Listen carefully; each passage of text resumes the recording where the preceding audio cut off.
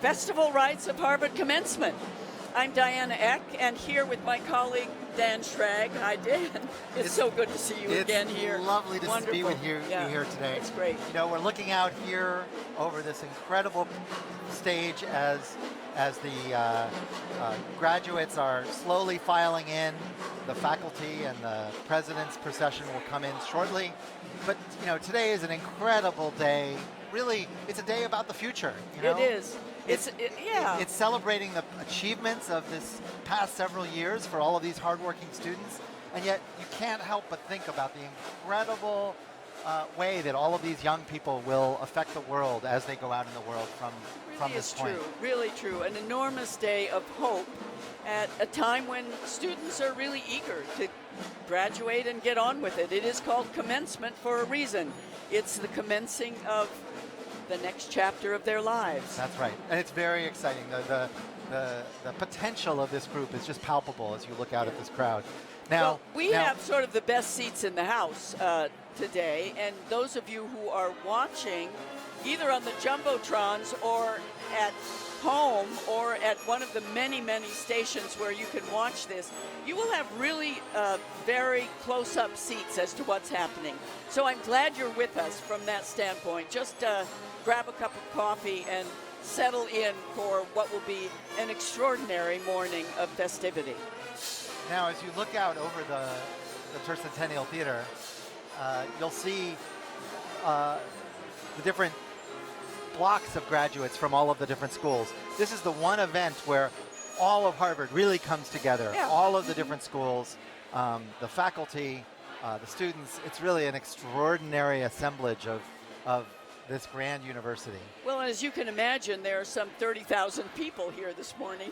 So you begin to see the business school, the School of Public Health, the dental school, all of this displayed as those graduate schools file into the Tercentenary Theater. And when you see the folks with the balloons, those are probably from the Kennedy School announcing their intention to change the world. That's right. I think ultimately all Harvard students want to change the world, and that's what's so special about this place. And many of them will change the world. Now, this year at commencement, this is a special commencement in many ways because there's a big transition going on at Harvard. Absolutely. This is the last commencement for President Drew Faust. Yep. And the president-to-be, Larry Bacow, will be here as well because, of course, he's been on the corporation, and the corporation, of course, takes part in commencement as well. Yeah. And there are many other transitions. The Dean of the Faculty of Arts and Sciences, Mike Smith, this will be his final commencement. And it also is the case that our Dean of Freshmen, Tom Dingman, is stepping down, and we're going to talk with him here in just a few minutes. He's probably known more of those students who are graduating today than just about anyone, the ones who were part of the class of 2018. He greeted them when he came. They came in that particular fall, and here he is about to step down. Now, Diana, one of the amazing things about the tradition at the Harvard commencement is the idea that the faculty procession goes through the students. Absolutely. And so as we see the procession beginning in just a few minutes, what we'll see is that the faculty will actually walk through the students. Aisle created by the students, and actually the faculty love this. It's one of the most wonderful traditions. Walk through and see students, there they are, lining the aisle to go toward the stage, and as a faculty member, walking through and seeing students who have taken your classes maybe 2 or 3 years ago, but actually seeing familiar faces, it is a wonderful connection that is created there. While we have this shot, let us just comment on the red robes. Those are the robes of the PhD students, and they will be the first people to receive their degrees. It's kind of pride of place in the whole of the university. And the empty chairs on the right, those will be filled in by the class of 2018. That's right. So the undergraduates will come in after the faculty have arrived. So in just a minute, we're going to talk to the Dean of Freshmen, Tom Dingman. You know, in addition to the students and their parents and families who are here to celebrate them, and the faculty and the administration of the university, we also have the alumni here with us. Oh, many of the major amazing. classes are here. And it's nice to see some of our own faculty colleagues in those classes. In those classes. For example, Ann and Don Berwick are here celebrating their 50th. Don is interested in healthcare, and Don, of course, was the administrator of Medicare and Medicaid in the Obama administration and ran for governor of Massachusetts. And Ann, his wife, is been long involved in environmental and energy regulation in the state of Massachusetts. And they're both here celebrating their 50th reunion. Well, and in that 50th class, we also have Howard Georgi, who is stepping down this year as Professor of Physics. He's keeping on as Professor of Physics, but he's stepping down as the Faculty Dean of Leverett House. Yeah, I mean, and this is a really great class. Harry Lewis is also in the 50th reunion Professor class. of Computer Science. So we have with us Tom Dingman. What a great pleasure to have you here this morning. It is really great. Yeah. Yeah. Yeah, it is an awesome day. And I imagine, I was just saying to our colleagues here that you probably know as many of these students who are graduating in the class of 2018 because you've seen them since their freshman year. That's right. It is an amazing thing. It's very exciting to see how they've transformed over these 4 years. We've created a new ceremony called Convocation that is meant to bookend this wonderful day, and to see their sort of youthful enthusiasm and optimism and then follow their progress is pretty special. Yeah. They've now, have you seen the Senior Reflections book? Yes. There's so many thoughtful many wonderful look-backs things on how Harvard has treated them and what they've done with this opportunity.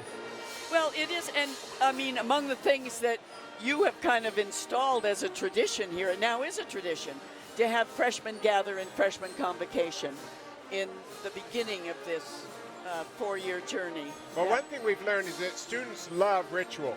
Yeah. So when we ask them what stands out as a high point through their first 2 terms, they will talk about Harvard-Yale, Yard Fest, Convocation.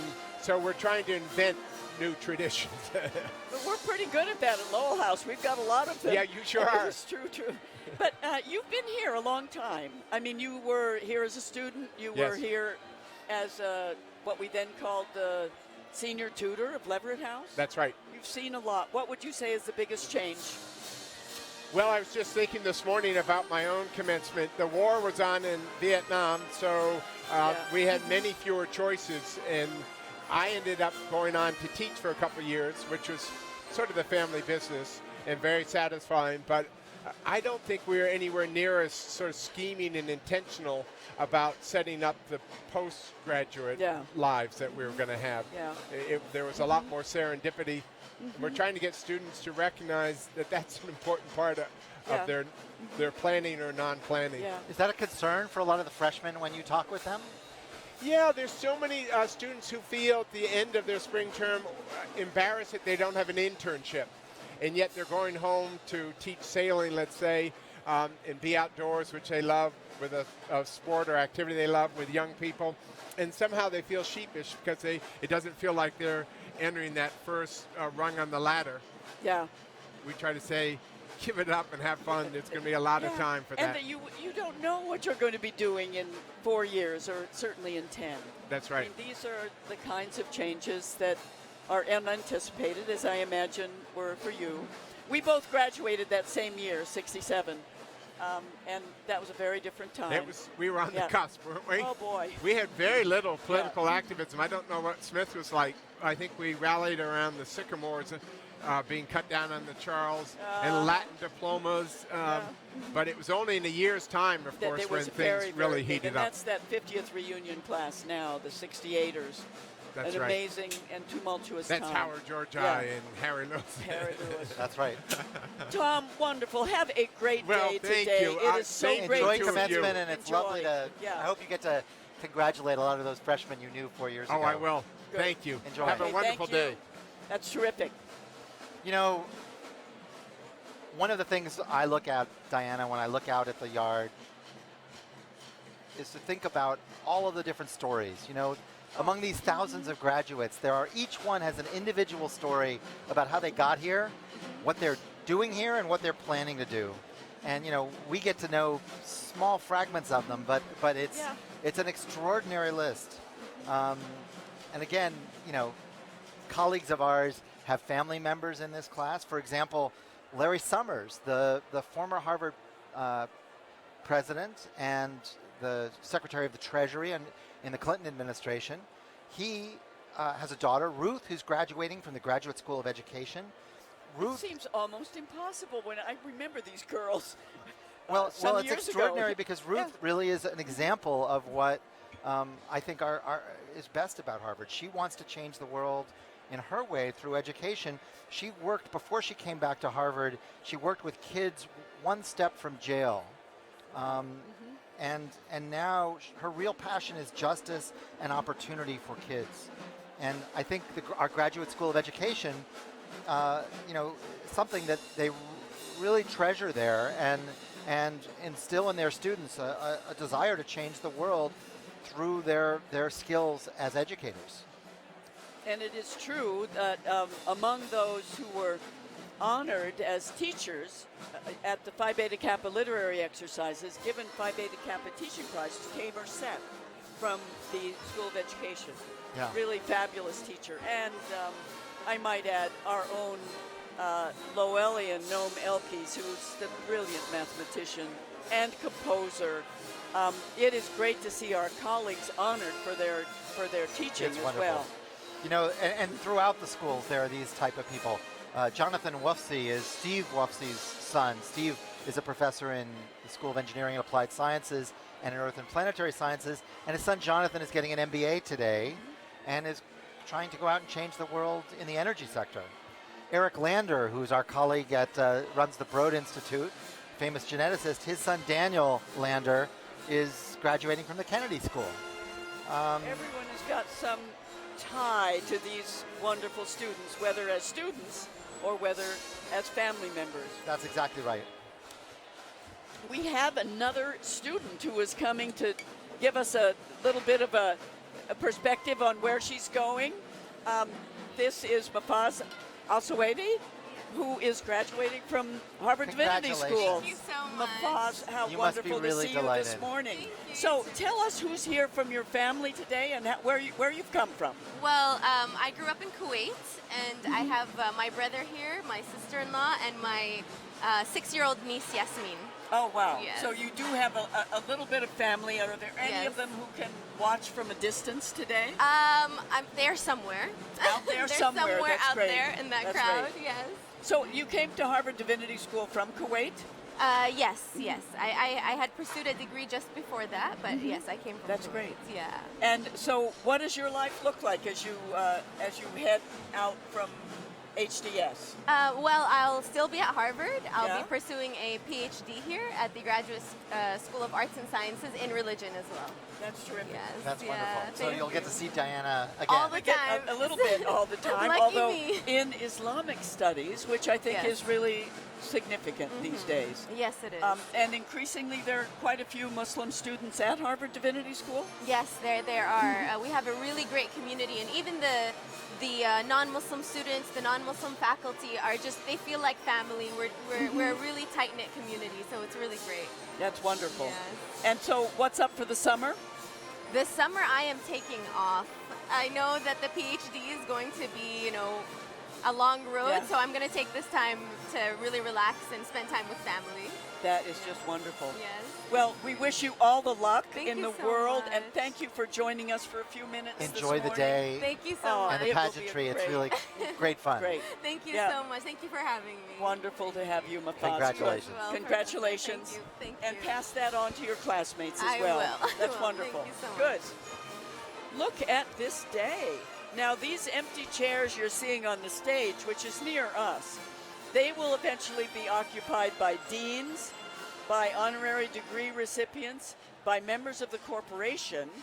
There are 13 of them now. Yeah, and each of the honorary degree recipients has a faculty member who accompanies him or her. And so they're chosen to help be appropriate for a faculty member connected to that particular field. We will try to call some of them out. We are not supposed to announce who those honorary degree recipients are before the main event, but we will recognize some of them. Now, of course, John Lewis is an unusual example. He's going to be in the honorans class this year. Of course, he already received an honorary degree. And he's in been 2012. invited, especially, we see Drew Faust here on the screen, leading the president's procession. So there is the procession as it starts. Ranks. And you see Drew Faust and Larry Backow. Right behind her. Larry Bill Lee, Backow is on the corporation, provost, but is Alan the Garber. president. And then in the robe is Alan Garber, who's the provost. That's right. This procession leads the entire president's division, which then ends with the members of the faculty. That's right. We see the And Harvard this is- Corporation there coming in. The woman in the light-colored hat on the left, behind the tall man with a hat, that's Susan Graham. She's a famous professor of computer science at UC Berkeley and a member of the Harvard Corporation. So the president's division has arrived on the stage, and that is the first thing that we note. They are being met by the various marshals who are in charge of keeping order on this extraordinary day. Drew Faust will rise and come up to that grand chair, that wooden chair that is almost like a throne. It is. It's a very uncomfortable chair. It's a Jacobean chair that is kept in a special box in the art museum and brought out and put together only for this occasion, really. And this will be the last time Drew sits in this chair. Someone have been asking me, why does she wear the kind of robe, that double-breasted robe that she wears, and that is worn literally only by Harvard presidents. It is a sort of reminiscent of a Puritan clerical garment. And so it has these sort of clasps that go from side to side, and presumably Larry Backow will be fitted for exactly that same robe. That would be really great. On the left, you can see in the light hat, that's Shirley Tillman, former president of Princeton, and she is a biologist, and she is also on the Harvard Corporation. Other corporation members are filling in now. The corporation has grown significantly during the time of Drew Faust, from a small sort of self-perpetuating group of 6 or 8, I guess, and now there are 13 members. They've just elected two new members. And but it is the oldest corporation in the United States, and is sort of complemented by the Honorable and Reverend Board of Overseers, who used to be mainly the clergy of the Boston area of Cambridge, but now there's John Lewis. Elected. You see John Lewis coming to the stage. Is.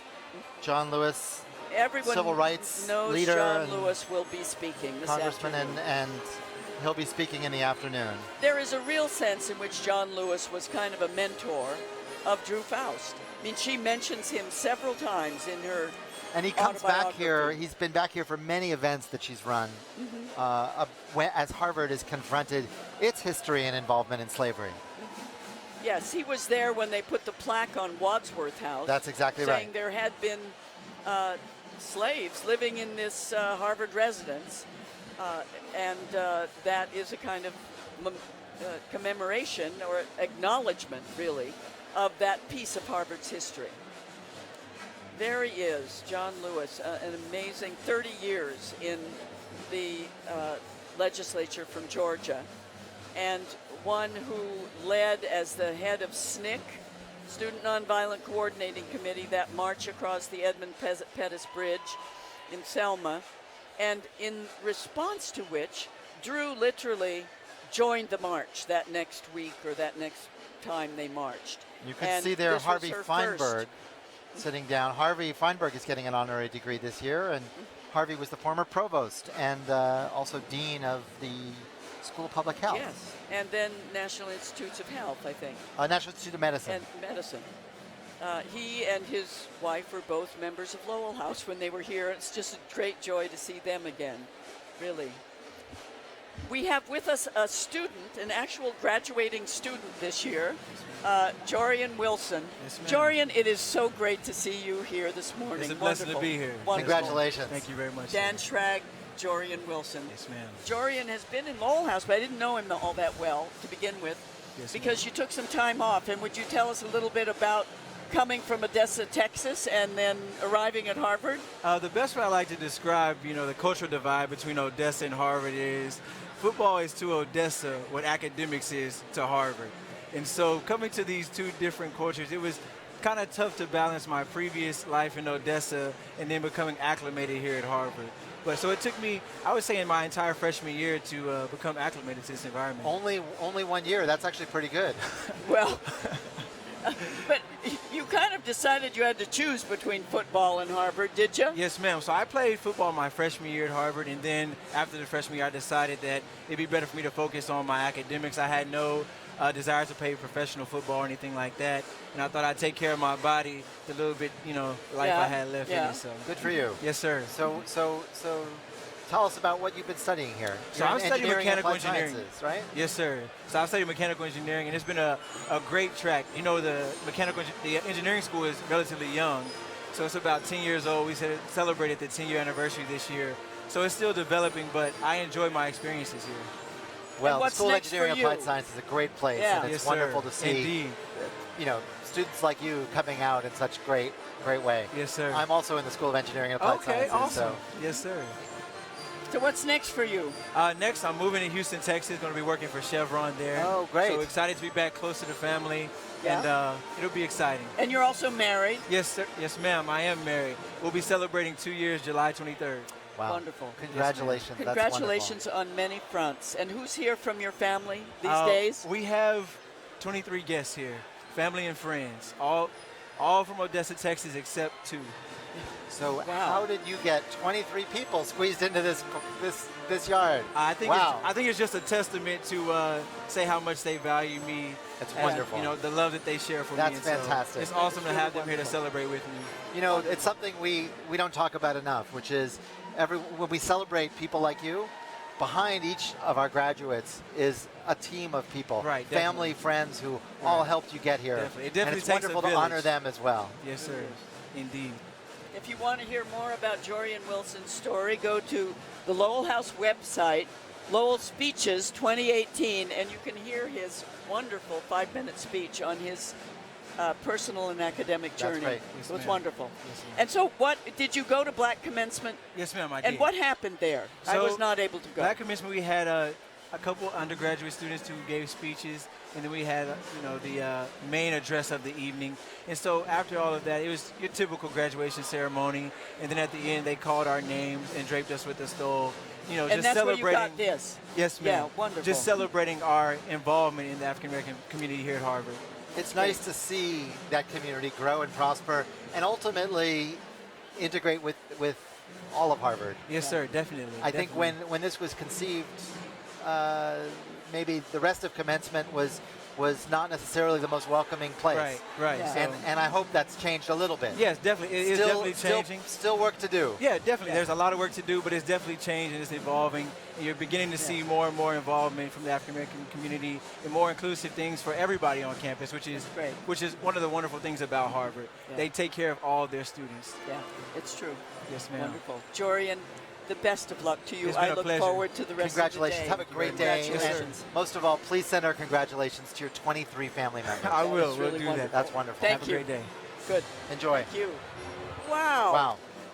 This is so interesting. Oh, there's Lowell. Oh my gosh. There's your Lowell Hurry house. up and march with them, Jorian. There they They're go. waving at you. Marching in front of, turning the corner into the yard. They actually are not crossing in front of the John Harvard statue this morning. There are 2 of our tutors carrying the standards of Lowell House. So if they're processing, that must mean the faculty are slowly making their way into the yard. They will be in their seats in a little while. They're sort of creeping up onto the stage right now. That's there they right. are. Yeah. Now, towards the front, in the center, right in front of the stage, you actually see there the GSAS PhDs. PhD is, of course, the highest degree given here at Harvard. And, among them, a young man named Eben Lazarus, nephew of Richard Lazarus, who teaches at our law school. And he's getting a PhD in economics and going off to teach at MIT and the Sloan School. But there are, like him, hundreds of PhD graduates. My own students, Lauren Kuntz and Katie Dagan, both getting PhDs in Earth and Planetary Sciences. And hundreds more who are off essentially becoming independent academics, going off to faculty positions or research fellowships or a variety of other positions. It's really an amazing achievement. And they've been here for 5, 6, sometimes even 7, 8, or 9 years. Really serious commitment to their work. On the stage, you see Emma Dench there in blue and red. I like those, probably Oxford. Emma is the new Dean of the Graduate School of Arts and Sciences. Frank Doyle there in his robe. Frank Doyle is the Dean of the of the School of Engineering and Applied Sciences. And the light blue robe there is Dean David Hempton of Harvard Divinity School, which managed to conclude a strenuous campaign because we don't have the richest graduates. The faculty are really filing in now. Amazingly reconstruct that great old building at the heart of the Divinity School, Andover Hall.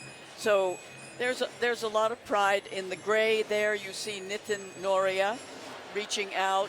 Nitin is the dean of the Harvard Business School. There in right in the middle, you see Rob Stavens. Rob is a distinguished professor of environmental economics at the Kennedy School. And he is marching really he says, for the first time since he's been at Harvard, for many, many years, he's actually marching. And that's partly because he has a graduate student here. He has a graduate student named Todd Garardin, who's receiving a PhD here. And he's going to take up a position in environmental economics at Cornell. So Rob is here marching to celebrate him.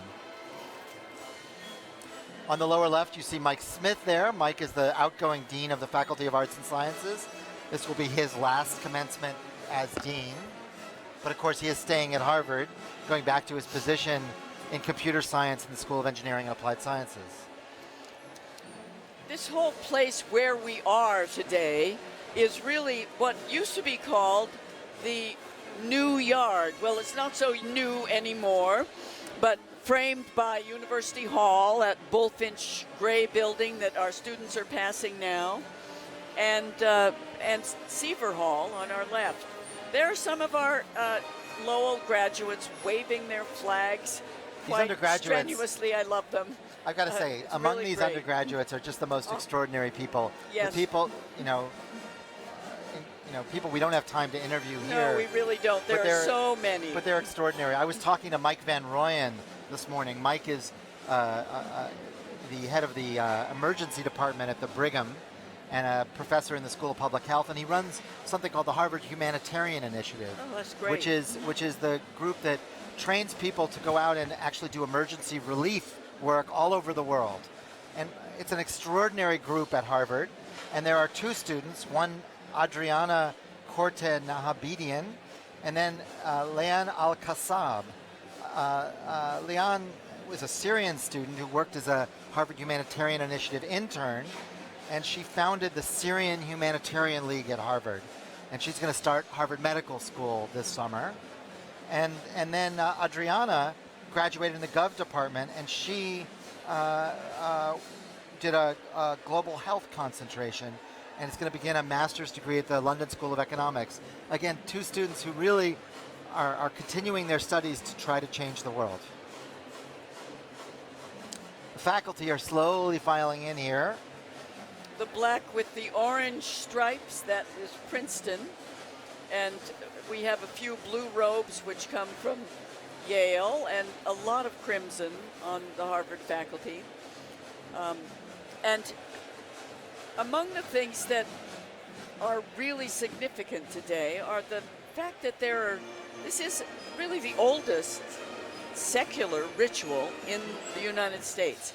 You'd say it's secular. It has some religious dimensions, but it has that sort of tripartite right of described by anthropologists of rights of separation, separating oneself from your old life, your old status, rights of transition, and then rights of incorporation.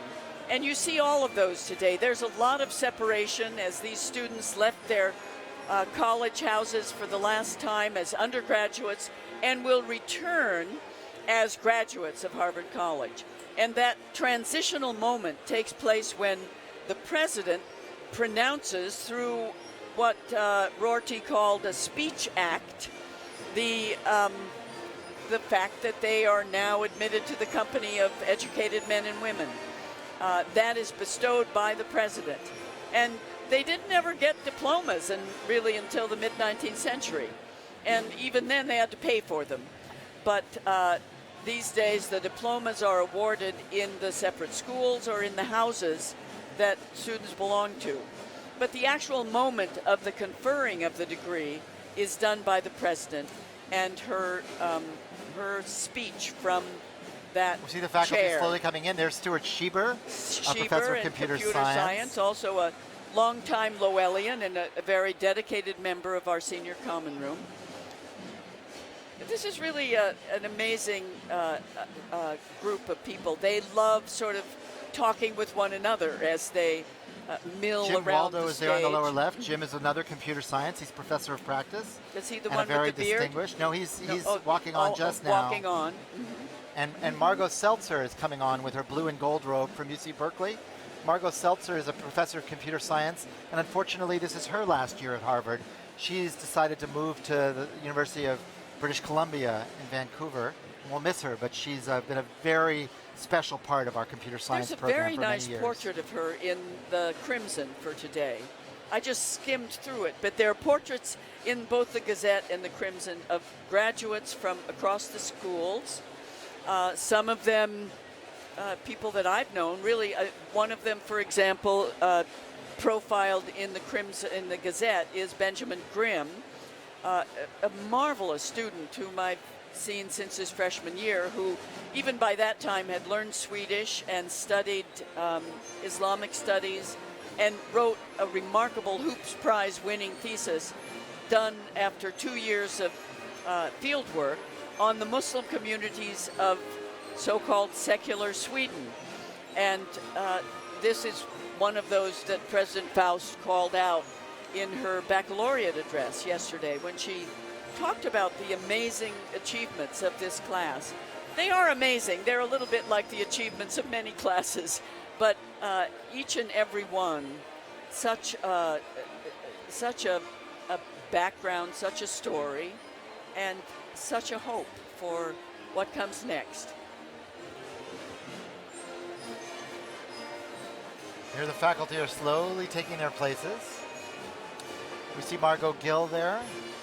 She has been the interim marshal of the There's university. Marshall Gans. And Marshall Gans coming on. yes. And Eric Lander. Eric Lander is the, as I said, the head of the Broad Institute, which is joint between Harvard and MIT. He was also head of the President's Council of Advisors on Science and Technology in the Obama administration. I had the privilege to serve on that council. Some Marshall people- Gans deserves a little bit of a call out. Marshall he sure himself, does. a Harvard undergraduate, who left to go be involved in the Student Nonviolent Coordinating Committee, and in Cesar Chavez. and then ultimately after work with Martin Luther King, went off to work with Cesar Chavez. I've done some courses with Marshall Gans because he is really an extraordinary teacher of what he calls public narrative, how we talk about what we do in a way that is forceful and powerful in the public sphere. Here we are back to pictures of undergraduates. I want to just call out one more student, an ESPP student, an environmental science and public policy undergraduate named Olu Demuren. She is an extraordinary young woman who is a combination of a scholar, an artist, and an activist. And she won the award for the top environmental science and public policy That's wonderful. thesis this year. And she really, she's a member of the Harvard Kumba Singers and co-chair of the Black Arts Festival. Really extraordinary. All of our undergraduates, they have so many hidden talents. You know, when we see them in our classrooms, we often don't realize the other full dimensions scope of their lives. What they do. people often ask from the outside who's speaking at Harvard Commencement, and of course we know the main speaker is really in the afternoon. That will be John Lewis. And then we'll have 2 student speakers and a Latin orator this morning. They are the people who speak in these festival rites of commencement. But on class day, there are different speakers across the university. And the class day speaker for undergraduates was just marvelous. An author, Nigerian writer, Chimamanda Ngozi Adichie, who really was so powerful in talking about courage and creativity to the class day assembled yesterday. And then at the Kennedy School class day, there was John Kasich, who was the governor of Ohio. At the law school, Jeff Flake, senator from Arizona. And at the medical school, Neil Baer, who is not only an MD, but a screenwriter. I think he wrote a lot for ER. And then the Phi Beta Kappa literary exercises yesterday morning really kicked it all off. And a couple of extraordinary speeches there, in addition to the poet who read at Phi Beta Kappa. Here are the faculty still filing in. It takes a little while. A long procession.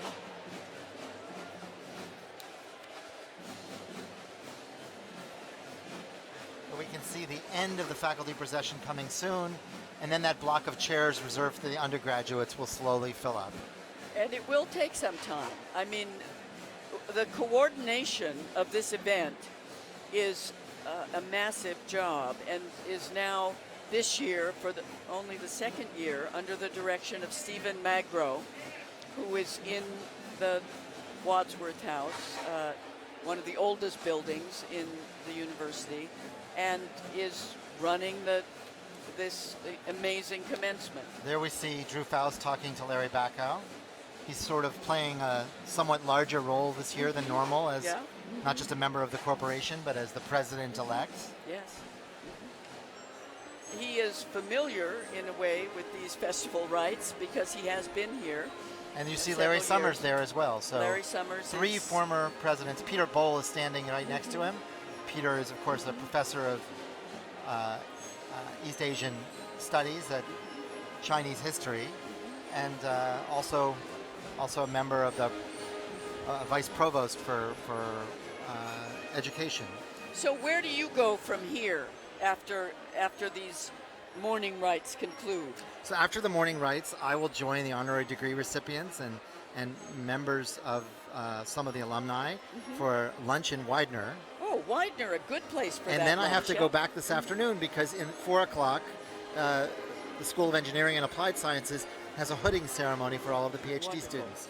You get to go to Lowell and give out your degrees, with all of my students to Lowell. Well, Lowell, as you know, has been thrown up in the air, and we've landed in various places. So where are you going to do this afternoon? Well, Lamont Library will be, for the afternoon, transformed into Lowell House. And the Lowell House courtyard. There will be tables set up for the spread with the graduates and their families. We should and that's explain where to the we'll viewers do here the degrees, yes. that the students today were not going to get called out by name. We would be here until next week if they were, of That's course. right. So at this morning's commencement, the deans will each individually get up and ask the president to bestow the degrees on large blocks of undergraduates.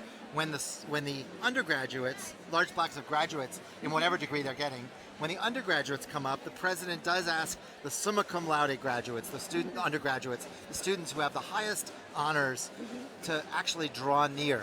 And so we will see a bunch of them come close to the stage, but no individual names will be called out. No individual names. That will And they happen all later get- in the houses as they go off in the afternoon. Yeah, the houses are the places where they actually get the paper and get their names called out and some other word about them, what they've majored right. in, etc. So this allows you to process several thousand students, all in the process of just a few hours. Yeah, but I think this is all the more exciting because it is not the tedium of watching thousands of people get their degrees, or even hundreds, which it takes place at many universities, is omitted here. Right. It's just really what they call these festival rites, and this has been an amazing academic festival with lots of hoopla and songs, and the band and the choir for today, which actually is very interesting. It used to be on the steps of University Hall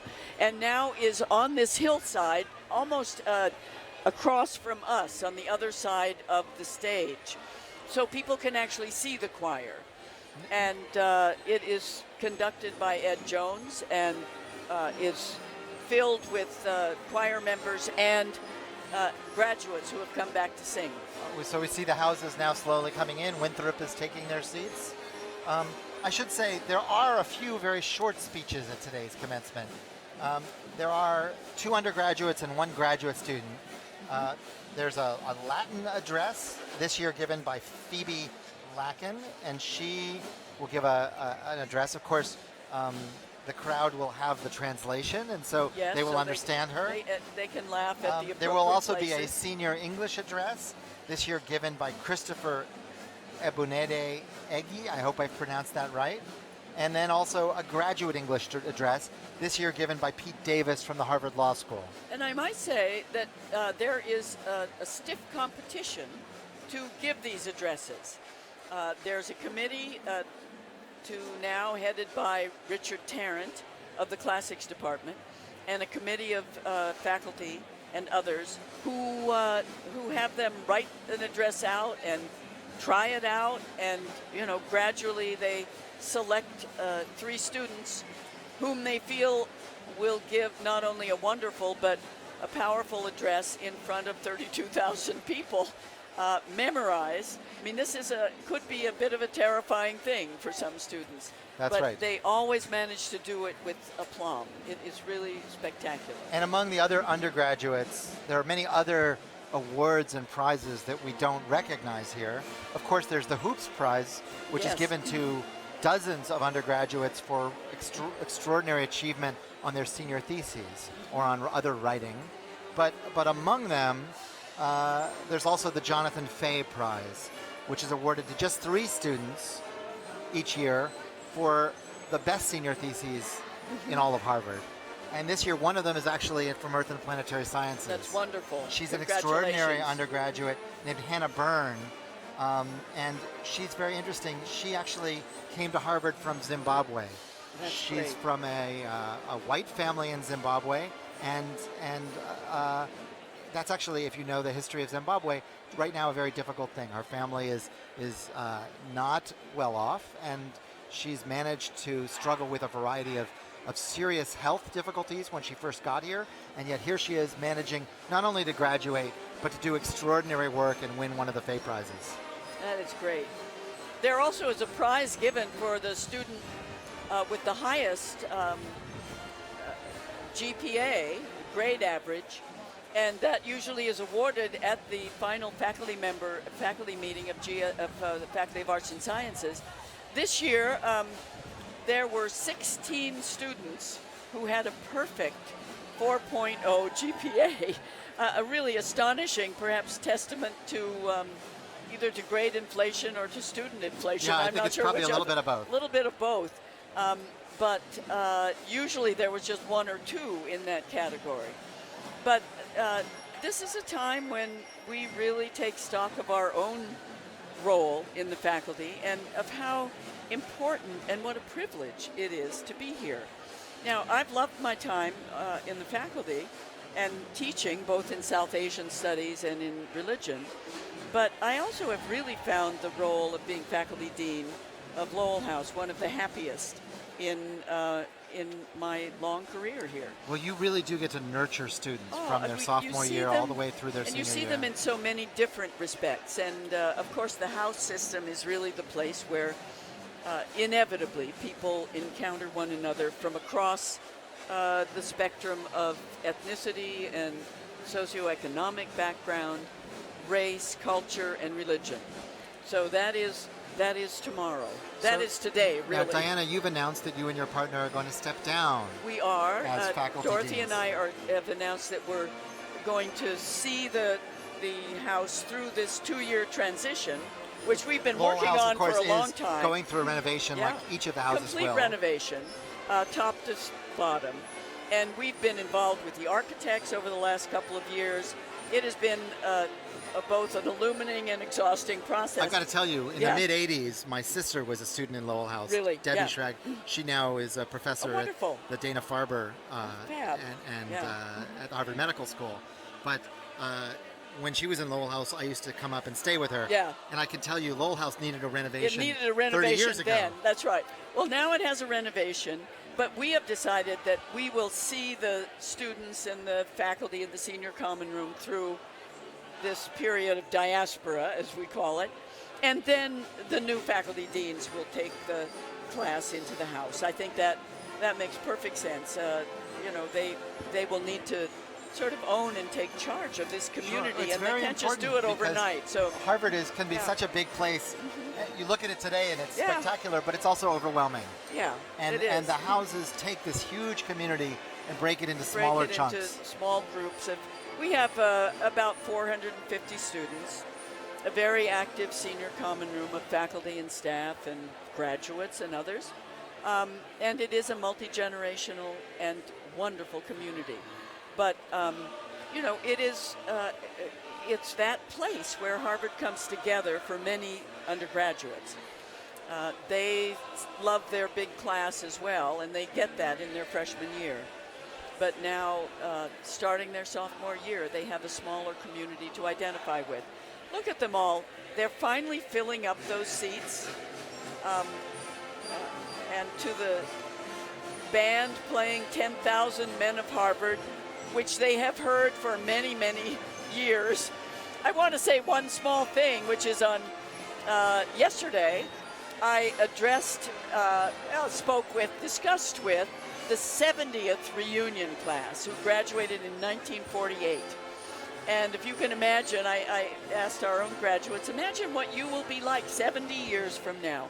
It is a life cycle transition, and a transition that Harvard has seen tremendous change. I mean, almost everything except 10,000 Men of Harvard has changed since 1948. The student body, the demography, men and women, and it was a tremendous pleasure to spend a bit of the morning with them. That was a class that included Robert Kennedy, that included Tony Lewis, that included the first African-American football player to play below the Mason-Dixon line, Chester Pierce.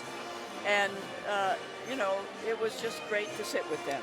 Extraordinary Really wonderful. change of history. And Oh, we see it all absolutely. here in the yard today. You can.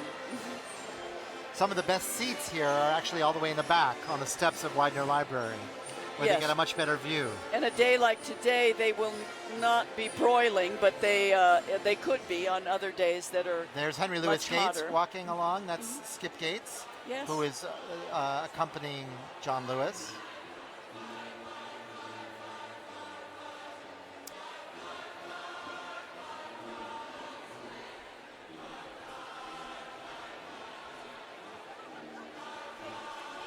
It's quite an emotional thing to see these students in the morning. Our breakfast at Lowell House was at 6:30. The whole of our interim dining hall, which is what was the former inn at Harvard, filled with students popping a bit of champagne with their orange juice and getting ready for a day that for them will be enormously emotional. I gotta say, for me, one of the most fun parts is the just gathering in the yard. We all gather, faculty gather around 8 o'clock or Yeah?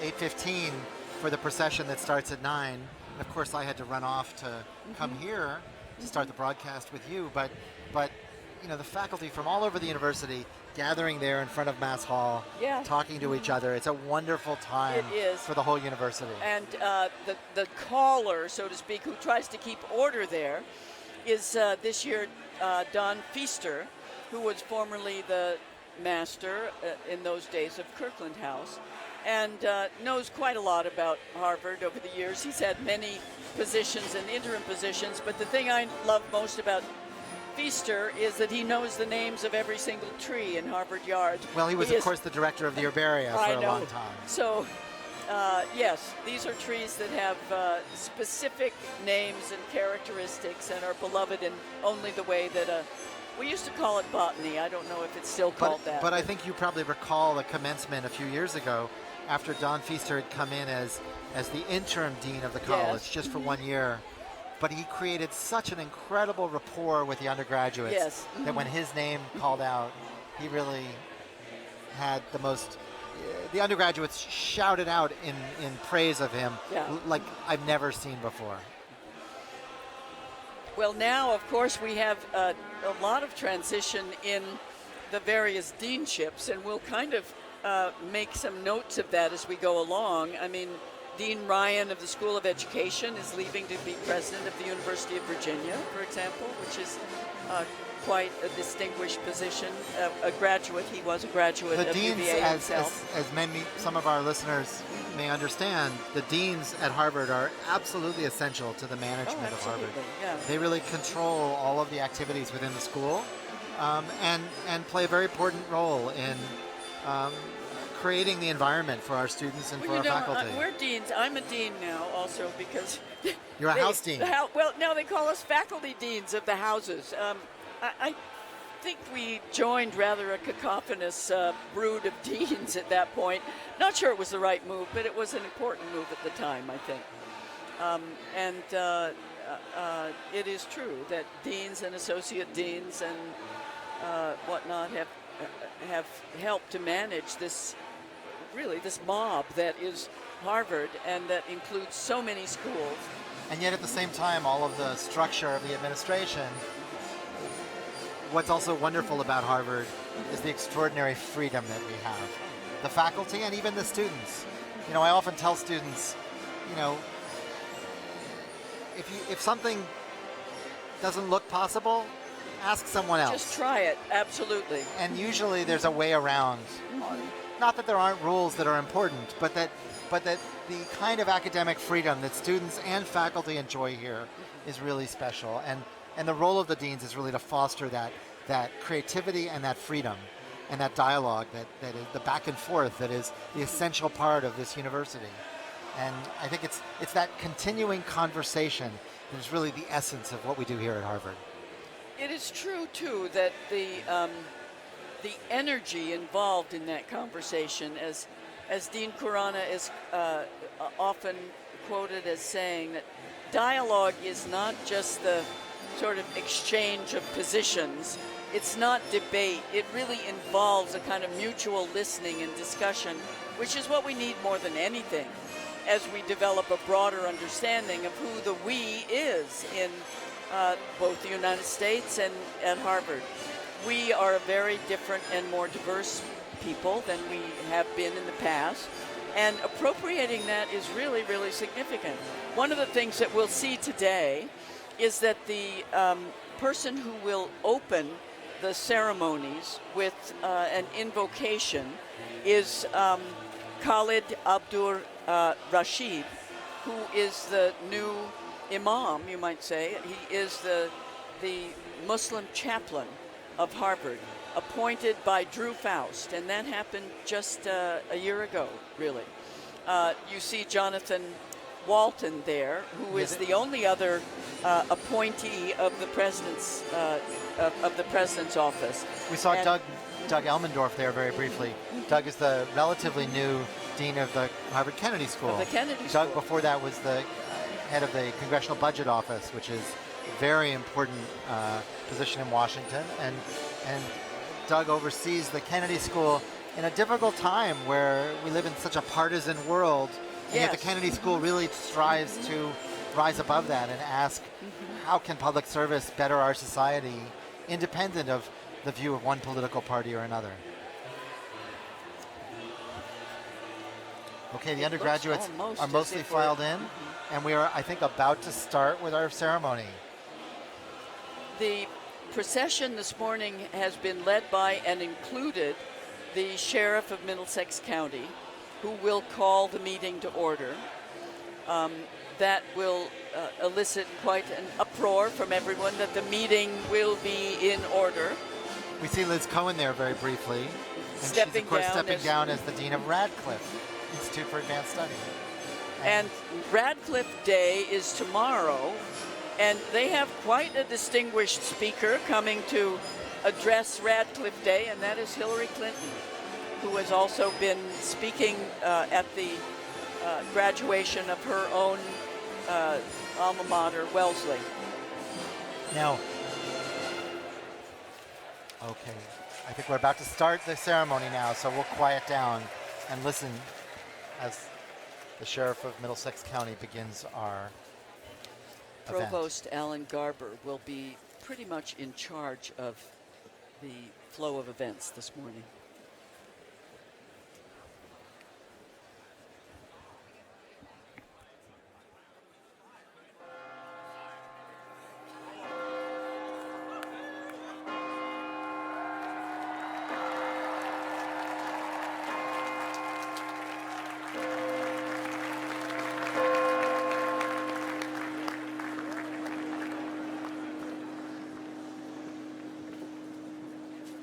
Mr. Sheriff, pray bring us order.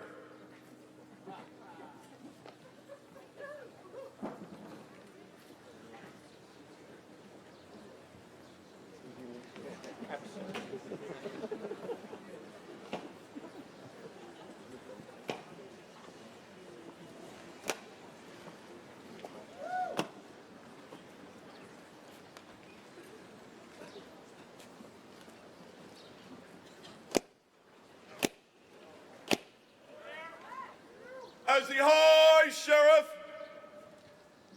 of Middlesex County, I declare that the meeting will be in order.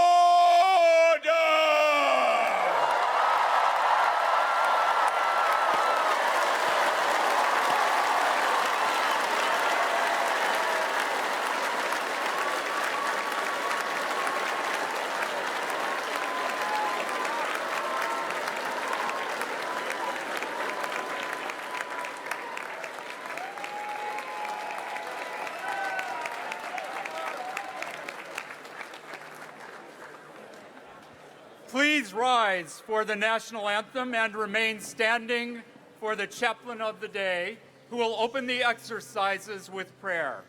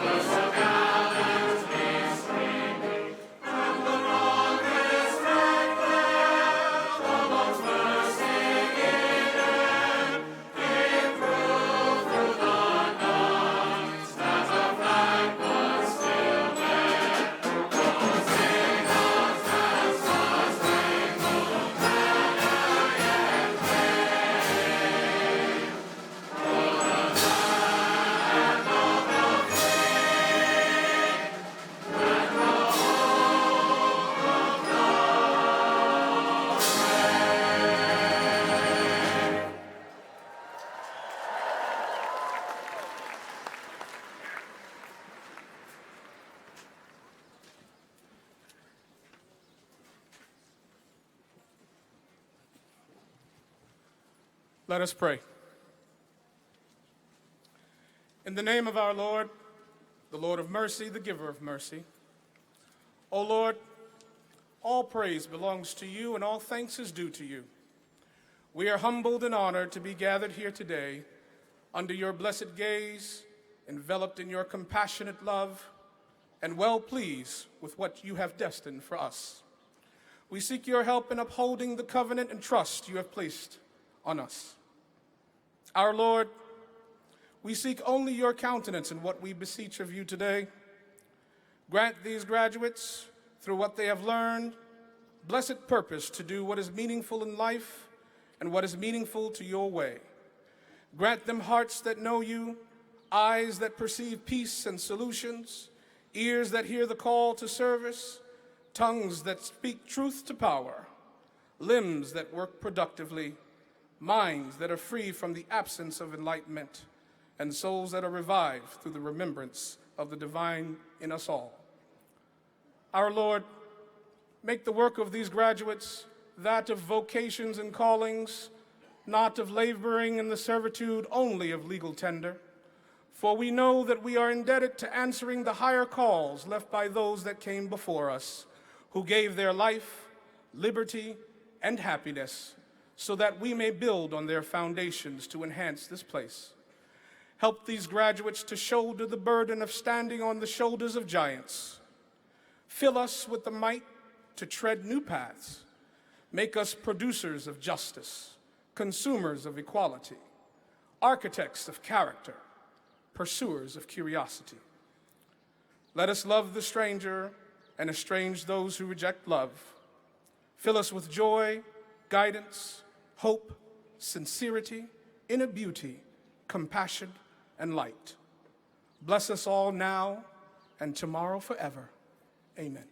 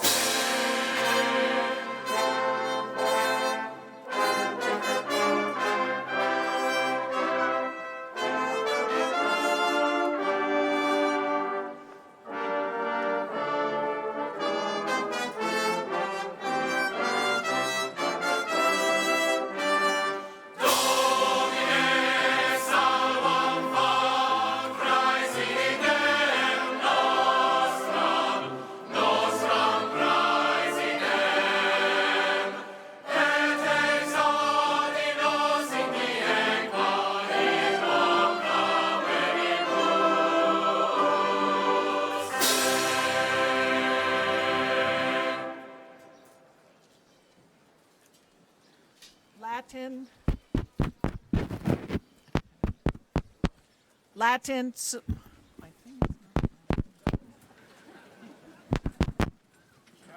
I need a microphone.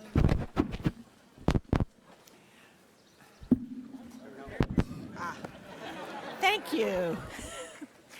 Latin salutatory. Experiencia transformativa.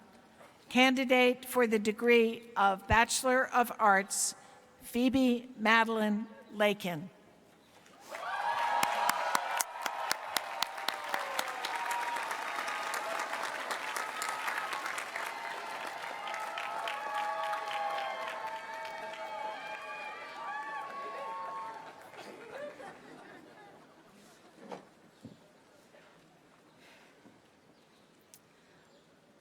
Praeses Faust, praestantissima, decani dignissimi, professores probissimi, familiae fidissimae, discipuli doctissimi, salvete omnes.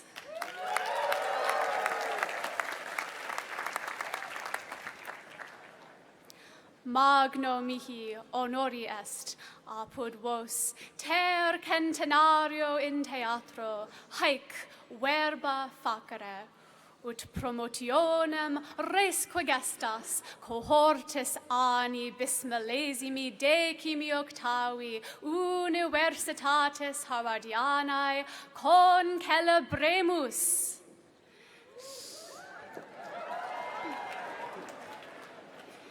De libro quodam vobis hodie loquor, de libro qui multos nostrum ad modum adolescentes fascinavit, de libro egregio cui scriptor ab hinc annos decem hoc ipso die hoc eodem in teatro orationem habuit. loquor profecto de hario illo potero. Universitatem Harvardianam enim plerico vestrum sine dubio iam notavisti haud multum distare a schola artium magicarum et fascinationis porci verucis. Non mirati sumus, tamquam harius, cum litteras non ululis vectas, sed mirabile dictu alis epistulae electronicae cepisemus? Non in aedificio scientiae velut in carceribus potiones decoquentes ad multam noctem lucubravimus? Non in scriniis anguli interdicti, id est bibliotheca lamant. Usque ad lucem saepissime vigalavimus? Ludum scopa folem maxima cum alacritate lucimus, et intramuros et viribus nullo modo deficientibus in certaminibus acriter pugnatis contra scholam quam non fas est nominare. Multa et mira praeterea didicimus, discipuli porcoverucenses se magicis in artibus, incantationibus et devotionibus exercitati sunt. Nos autem capita complevimus disciplinis artium liberalium et scientiarum, litteris, physica, politica, biologia. Artem quasi magicam quoque didicimus, quo genere magiae utuntur et discipuli et professores porcoverucenses. Haec est scilicet transfiguratio, ars aliquid in aliud mutandi, praeceptis freti recentibus, magicis tamquam virgis, possumus cellulas in textus permutare, ac linguam anglicam in linguam pythonicam vertere, serpes sermocenantes, sicut harius ipse. Universitatem etiam ipsam commutavimus discipuli difficilem arrogandi amore et industria nostra. Sua sponte quoquale quando mutata est, velut scalae variae apud porci verucas, in perpetuum ave atque vale taberna specularis. Maxime miranda est transfiguratio quae nos affecit. Mutatae sunt formae, non solum corporum nostrorum, sed etiam animorum.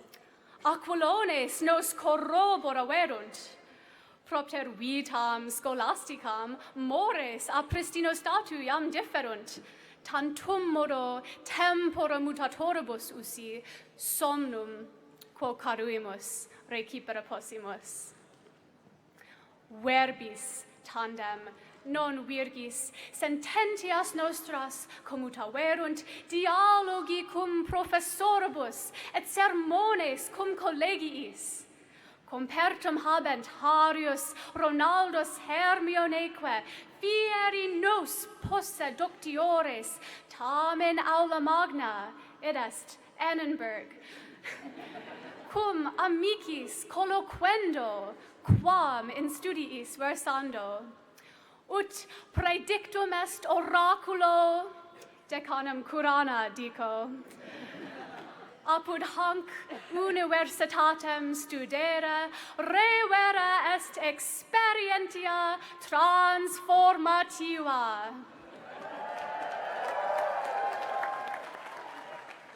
Alumni tandem facti sumus, quamcunque domum petasus delectens die domiciliorum nobis constituit, quaecumque animalia in vestibus gerimus, leones, pisces, vel apros, Tota universitas domus nostra fuit et erit. Ubicumque vel scopis, vel autorides post hac ibimus, portae huius campi semper patebunt. Ut dixit scriptor ipsa, vos domum advenientes semper accipient porci verucae. Iam valete condiscipuli mei et magiam nostram efficiamus.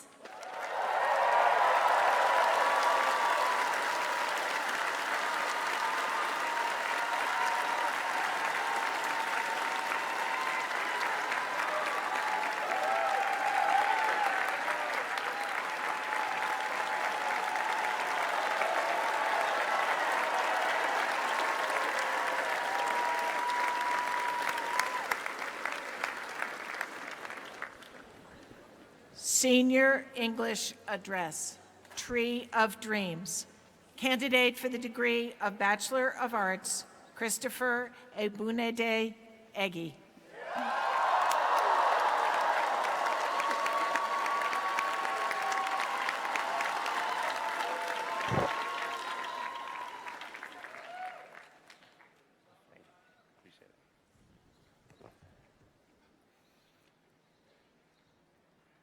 In 1951, in a poem titled Harlem, Langston Hughes asked a question I continue to ask myself today.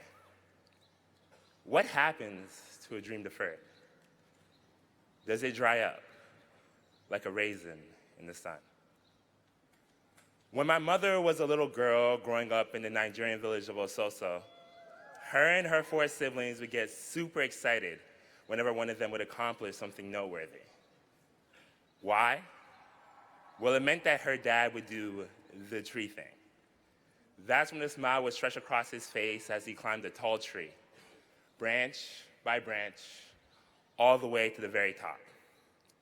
His children down below would look up at him, eyes wide, sparkling, and full of joy, as he yelled out, "Higher, higher, and higher."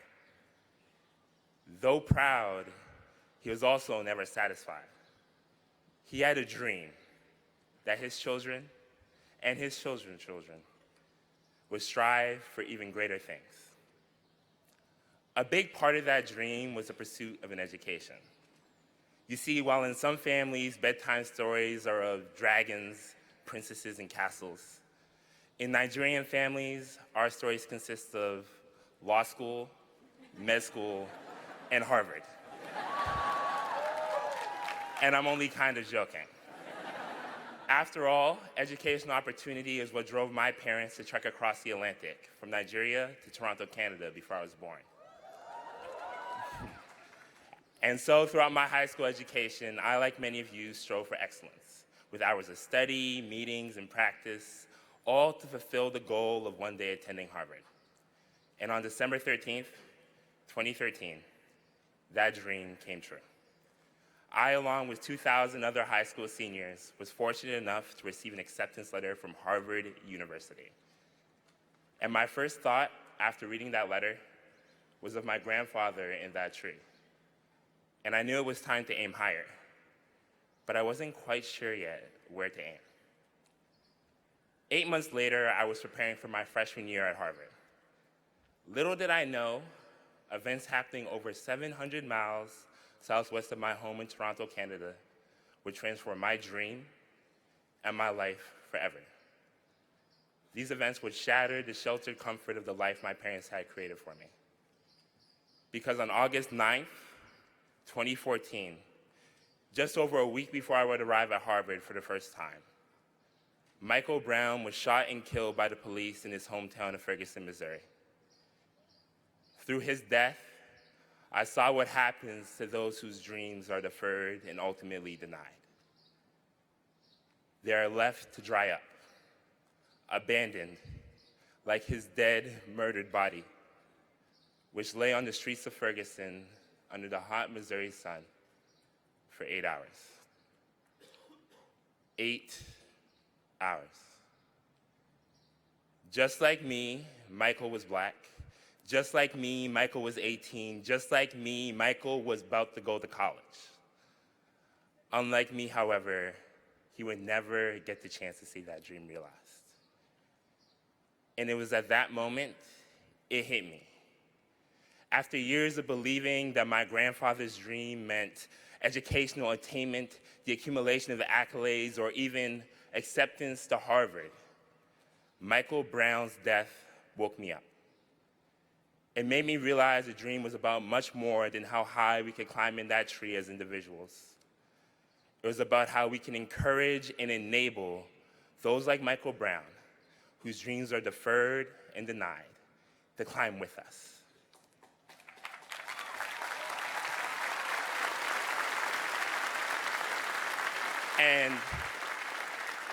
And while education is an essential part of achieving that dream, we often forget it is an incomplete answer. We forget that textbooks don't do much to teach us about compassion, and that problem sets don't necessarily teach us about the unconditional and unfaltering love of others. We forget that whether you are a banker, a teacher, or an activist, the dream should be about creating the conditions for life, liberty, and the pursuit of happiness for everyone who walks this planet.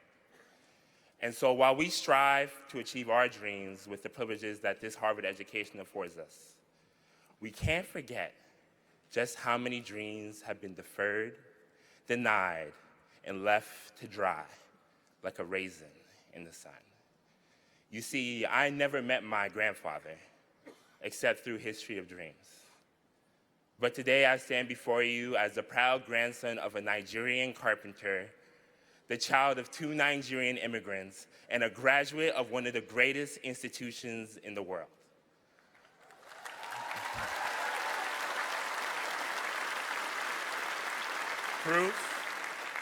Proof that while we all have dreams, some of us have to travel farther to achieve them, both figuratively and literally. My wish is that with our help, more dreams can be converted into realities. That is a calling that the class of 2018 must answer.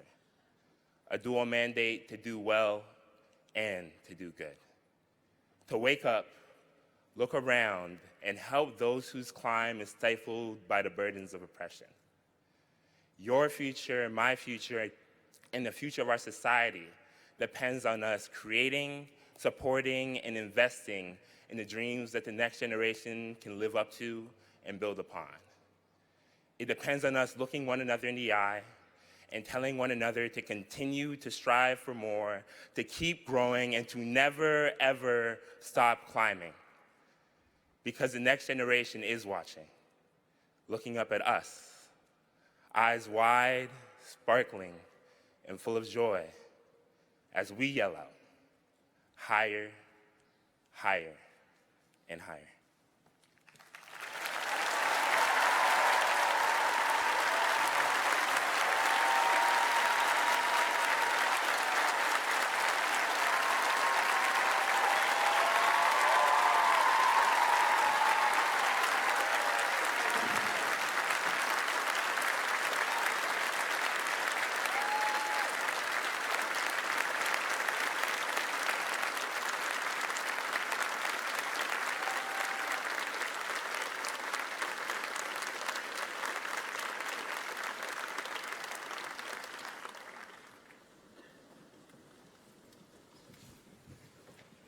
Graduate English Address, A Counterculture of Commitment.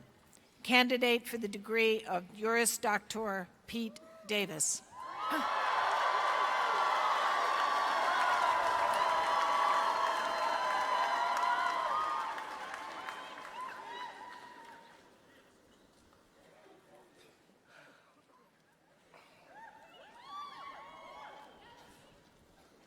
I'm sure many of you have had this experience.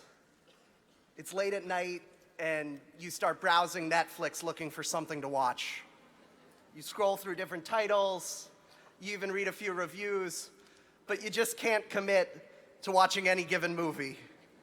Suddenly it's been 30 minutes and you're still stuck in infinite browsing mode, so you just give up.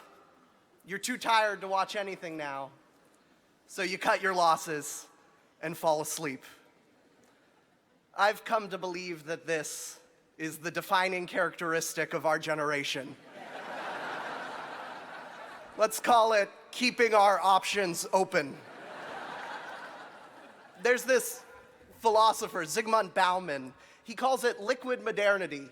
We never want to commit to any one identity or place or community, so we remain like liquid in a state that can adapt to fit any future shape.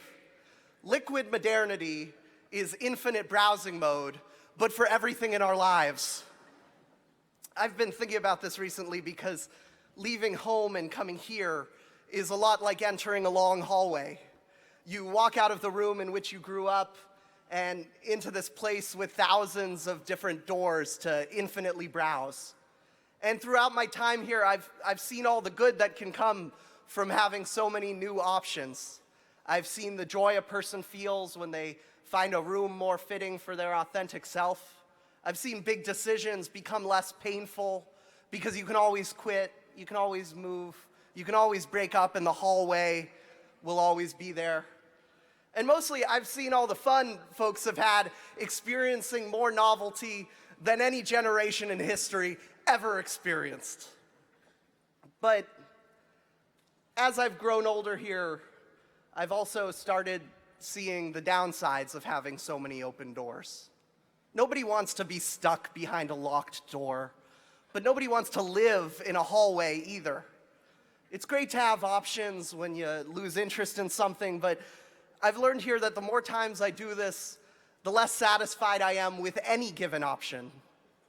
And lately, the experiences I crave are less the rushes of novelty and more those perfect Tuesday nights when you eat dinner with the friends who you have known for a long time, who you've made a commitment to, and who won't quit you because they found someone better.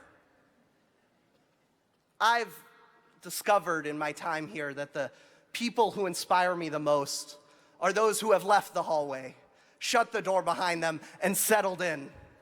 I think of Fred Rogers recording episode 895 of Mr. Rogers' Neighborhood because he was committed to advancing a humane model of moral education. I think of Dorothy Day sitting with the same outcast folks night after night after night because it was important that someone is committed to them. I think of Martin Luther King, but not just the Martin Luther King who confronted the fire hoses in 1963, but the Martin Luther King who hosted his 1,000th tedious planning meeting in 1967. When Hollywood tells tales of courage, they usually take the form of slaying the dragon. It's all about the big, brave moments. But I've been learning from these heroes that the most menacing dragons that stand in the way of reforming the system or repairing the breach are the everyday boredom and distraction and uncertainty that can erode our ability to commit to anything for the long haul. It's why I love that the word dedicate has two meanings. First, it means to make something holy. Second, it means to stick at something for a long time. I don't think this is a coincidence. We do something holy when we choose to commit to something.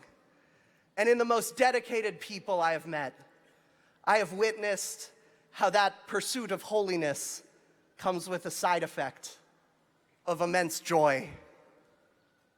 We may have come here to help keep our options open, but I leave believing that the most radical act we can take is to make a commitment to a particular thing, to a place, to a profession, to a cause, to a community, to a person.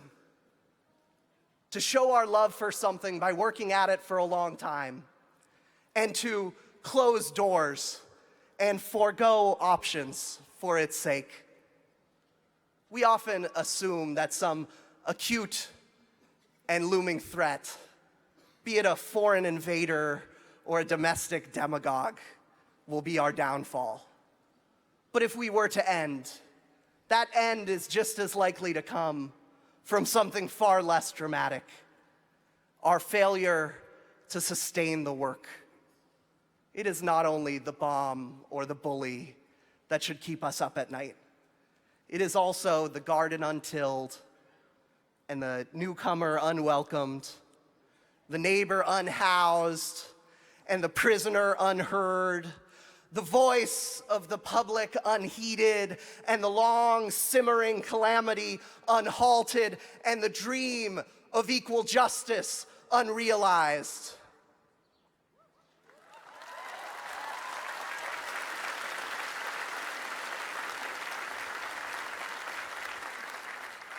But we need not be afraid, for we have in our possession the antidote to our dread: our time, free to be dedicated to the slow but necessary work of turning visions into projects, values into practices, and strangers into neighbors.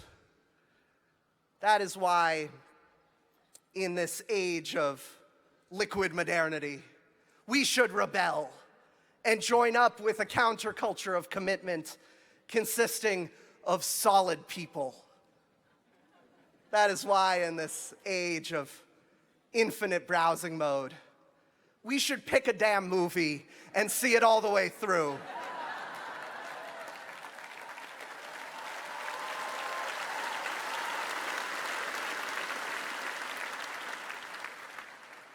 Before we fall asleep, let's get to work.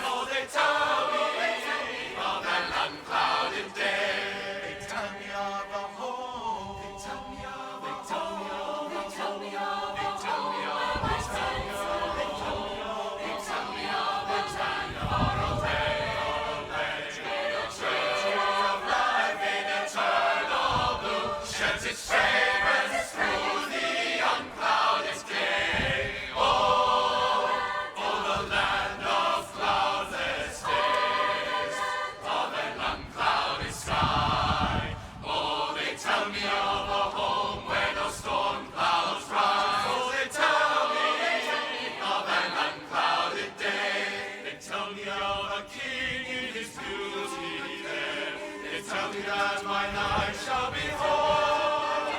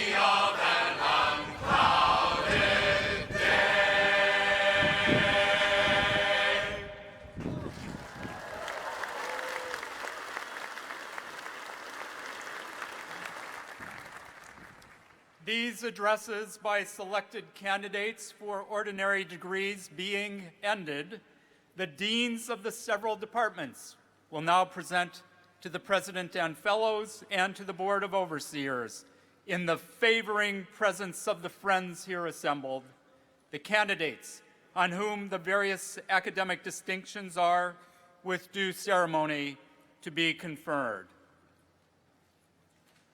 With gratitude for his 11 years of distinguished leadership, the Dean of the Faculty of Arts and Sciences.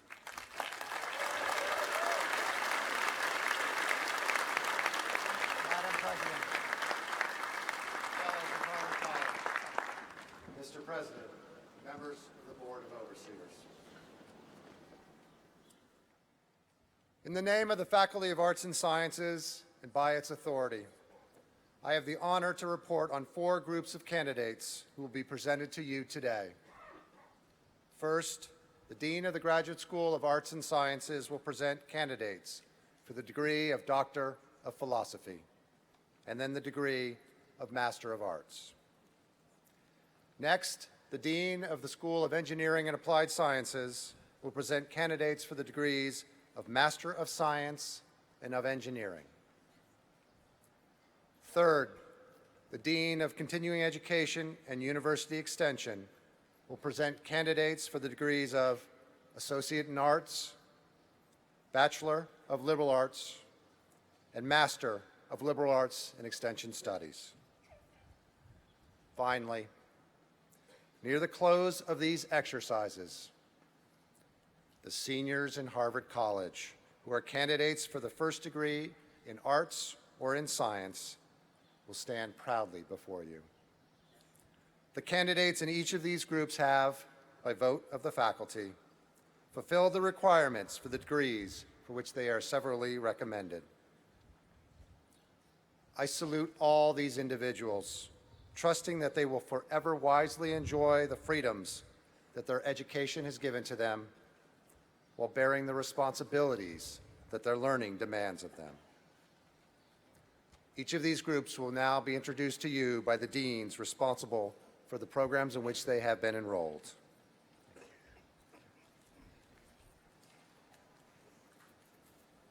Candidates for the degree of Doctor of Philosophy will rise.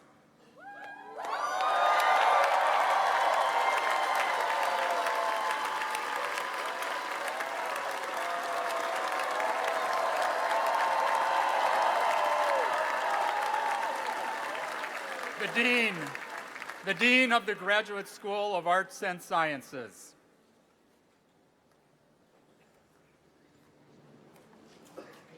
Madam President, Fellows of Harvard College, Mr. President, members of the Board of Overseers. As Dean of the Graduate School of Arts and Sciences, I have the honor to present to you these scholars, all of whom have devoted themselves to the rigorous pursuit of advanced study, have attained high distinction, and have made original contributions to knowledge in their several fields of scholarship. By virtue of authority delegated to me, and recognizing your high academic achievements, I confer on you the degree of Doctor of Philosophy and welcome you to the ancient and universal company of scholars and entrust to you the free inquiry of future generations. Congratulations.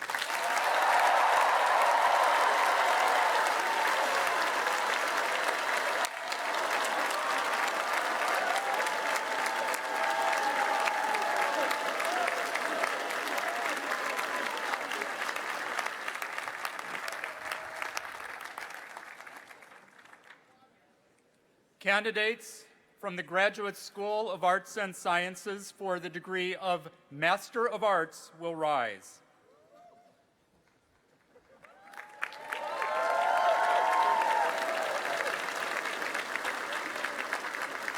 The Dean of the Graduate School of Arts and Sciences.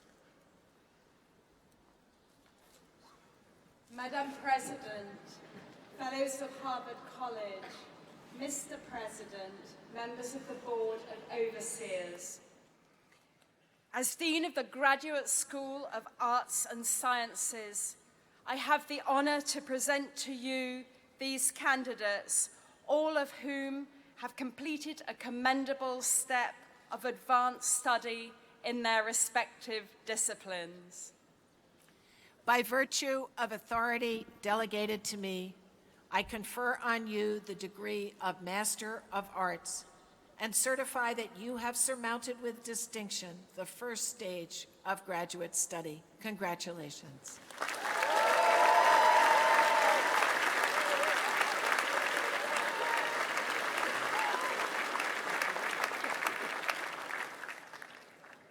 Candidates from the School of Engineering and Applied Sciences for the degrees of Master of Science and Master of Engineering will rise.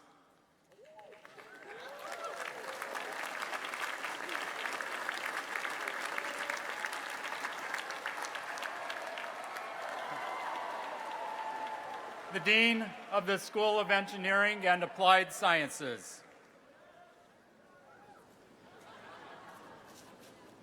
Madam President, Fellows of Harvard College, Mr. President, and members of the Board of Overseers. As Dean of the School of Engineering and Applied Sciences, it is my honor to present these degree candidates who have completed the first step of advanced study in engineering and applied sciences. They stand ready to address societal challenges through foundational science with translational impact. By virtue of authority delegated to me, I confer on you the degree of Master of Science or Master of Engineering and certify that you have surmounted with distinction the first stage of graduate study. Congratulations.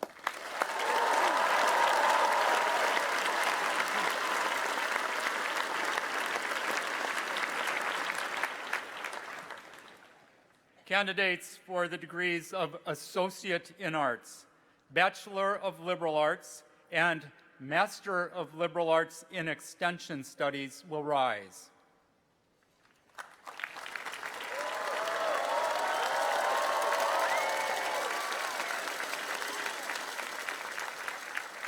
The Dean of Continuing Education and University Extension.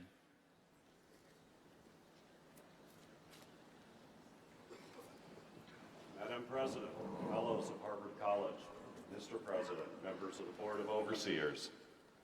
As Dean of Continuing Ed and University Extension, I have the honor to present to you these global lifelong learners who, through their academic ability, curiosity, and drive, while learning part-time, have succeeded in becoming candidates for the degrees of Associate in Arts, Bachelor of Liberal Arts, and Master of Liberal Arts in Extension Studies.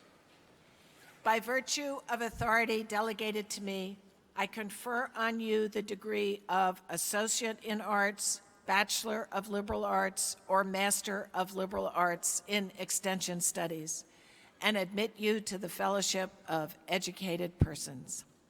Congratulations.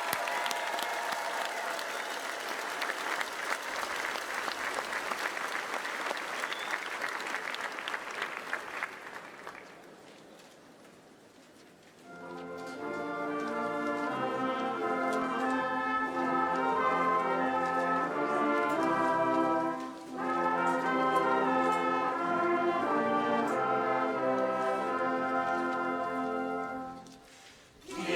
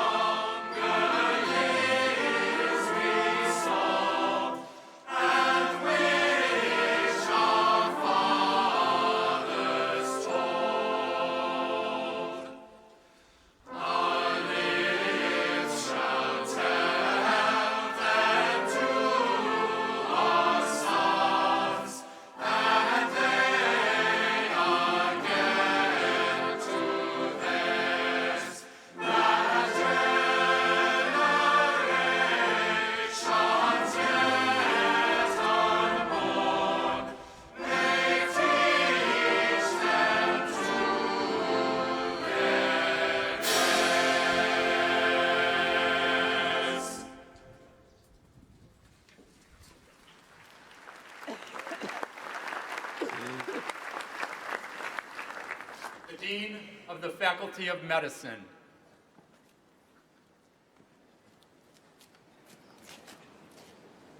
Madam President, we thank you for your years of distinguished service. We thank you for your wise leadership.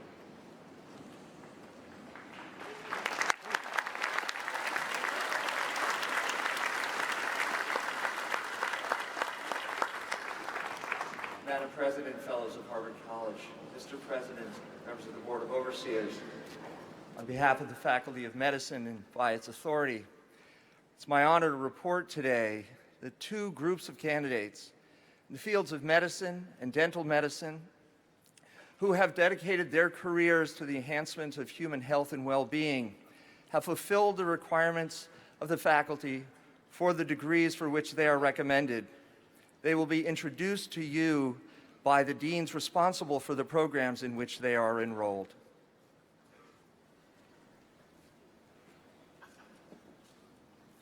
Candidates for the degrees of Doctor of Dental Medicine, Doctor of Medical Sciences, and Master of Medical Sciences will rise.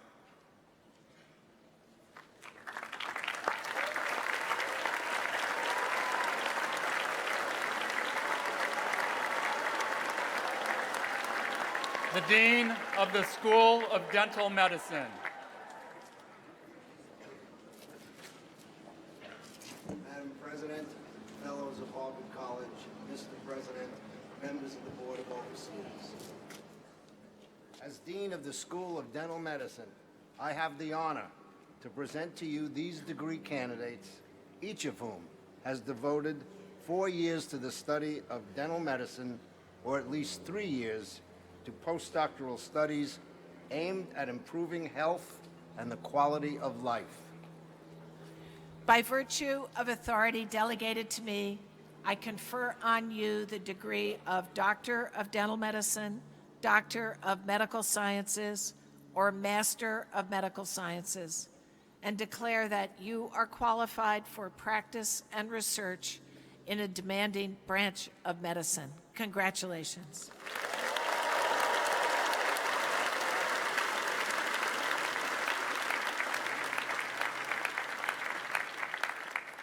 Candidates for the degrees of Doctor of Medicine and Master of Medical Science will rise.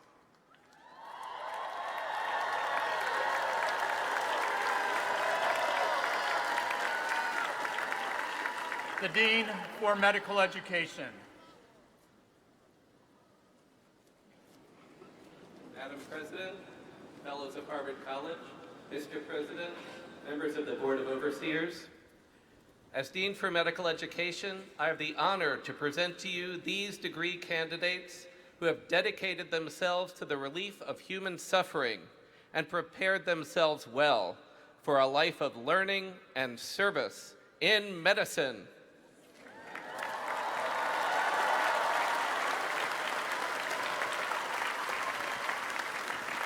By virtue of authority delegated to me, I confer on you the degree of Doctor of Medicine or Master of Medical Science, and declare that as physicians you are ready to engage in an honorable and merciful calling. Congratulations.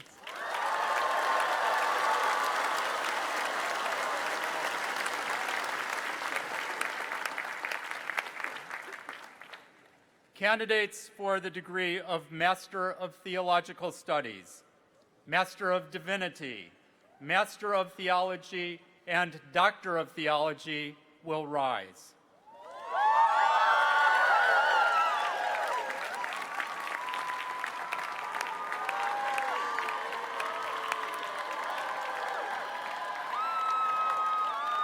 The Dean of the Faculty of Divinity.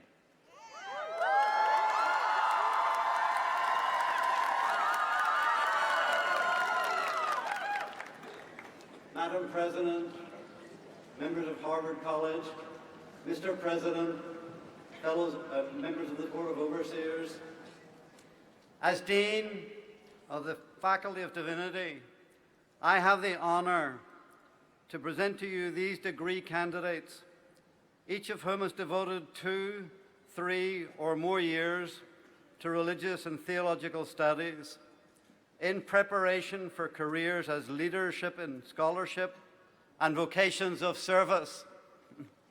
By virtue of authority delegated to me, I confer on you the degree of Master of Theological Studies, Master of Divinity, Master of Theology, or Doctor of Theology, and declare that you are well prepared to foster the health and vitality of communities of faith, to further scholarship in religious studies, and to help in shaping the shared values of the broader society. Congratulations.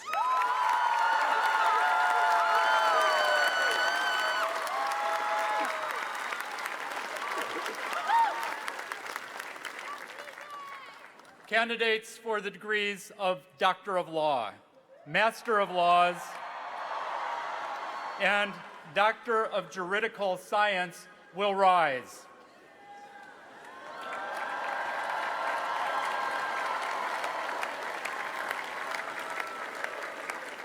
The Dean of the Faculty of Law.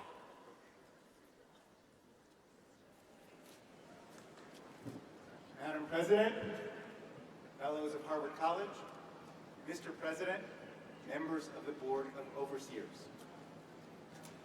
As Dean of the Faculty of Law, it is my honor to present to you these students, each of whom has completed a degree in legal studies toward the end of advancing justice and promoting the rule of law.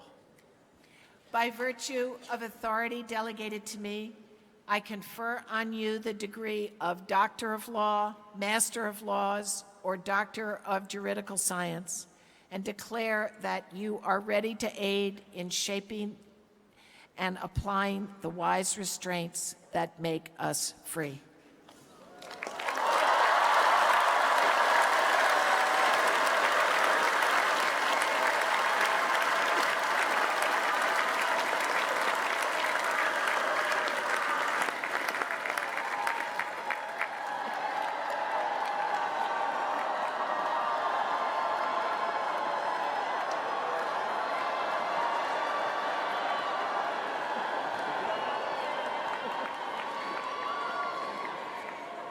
Candidates for the degrees of Master in Business Administration and Doctor of Business Administration will rise.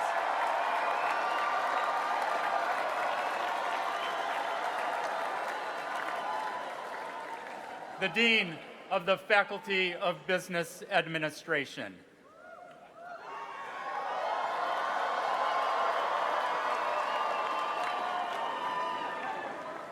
Most extraordinary Madam President and Fellows of Harvard Corporation,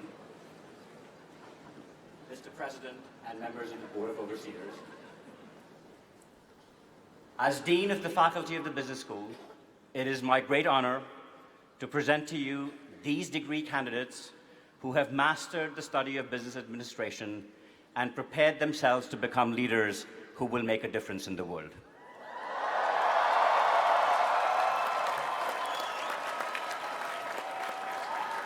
By virtue of authority delegated to me, I confer on you the degree of Master in Business Administration or Doctor of Business Administration, and testify that you are ready to lead people and organizations in enterprises that will serve society. Congratulations.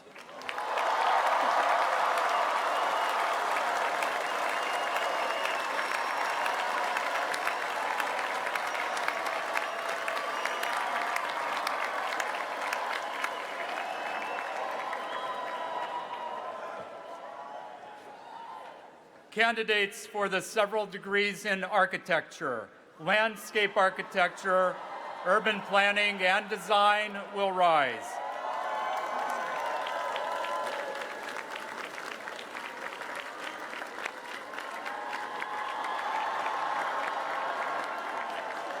The Dean of the Faculty of Design.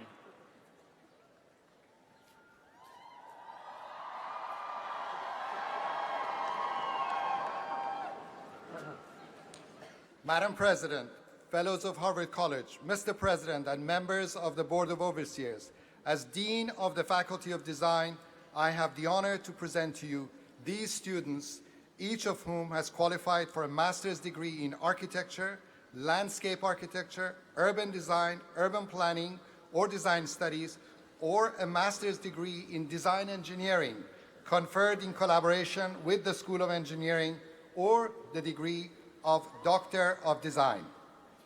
By virtue of authority delegated to me, I confer on you the degree for which you have qualified and declare your competence to lead in shaping the spaces in which we live. Congratulations.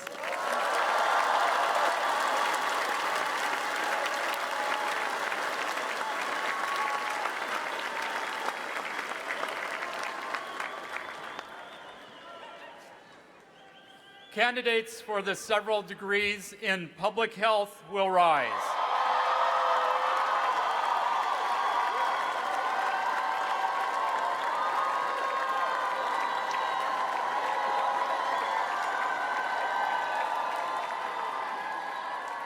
The Dean of the Faculty of Public Health.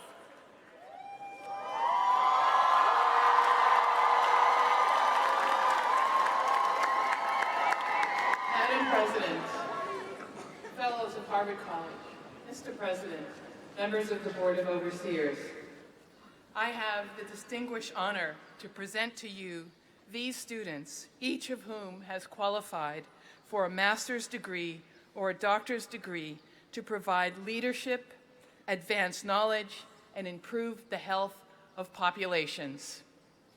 By virtue of authority delegated to me, I confer on you the degrees in public health for which your studies have qualified you, and declare that you are well prepared to generate and utilize knowledge to improve health throughout the world. Congratulations.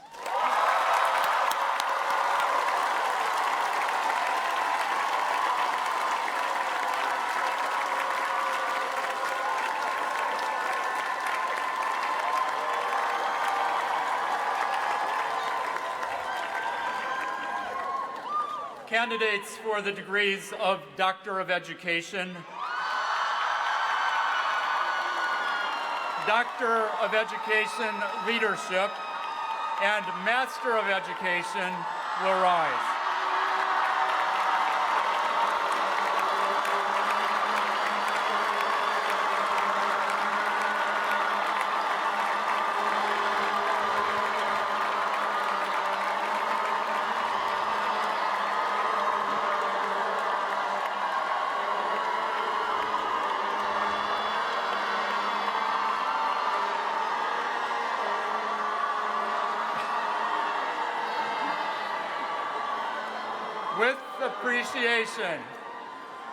With appreciation for his distinguished service to Harvard, and best wishes for his coming leadership of the University of Virginia.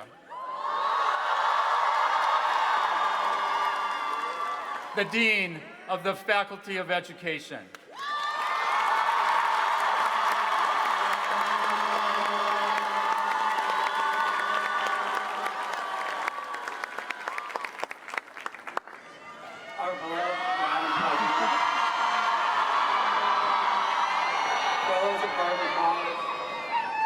President and members of the Board of Overseers.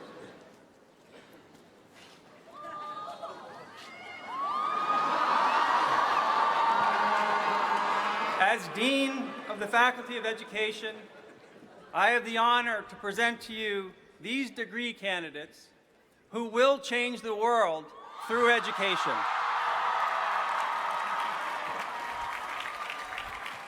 By virtue of authority delegated to me, I confer on you the master's or doctor's degree in education and declare that you are well prepared to guide and serve the learning needs of contemporary society. Congratulations.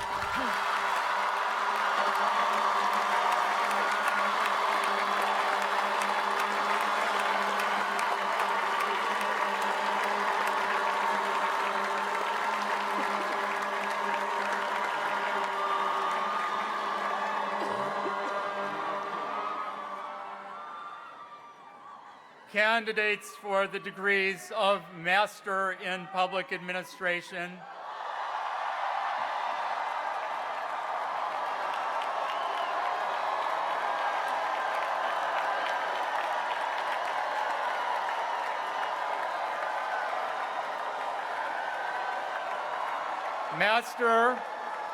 Master in Public Administration and International Development,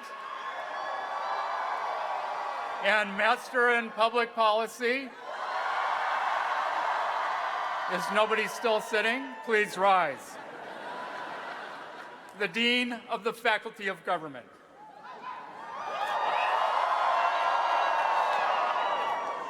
Madam President, Fellows of Harvard College, Mr. President, and members of the Board of Overseers. As the Dean of the Faculty of Government, I have the honor to present to you these degree candidates, each of whom has qualified to provide leadership in public service. By virtue of authority delegated to me, I confer on you the degree for which your studies have qualified you, and testify that you are well prepared to offer leadership in the quest for enlightened public policy and effective public service throughout the world. Congratulations.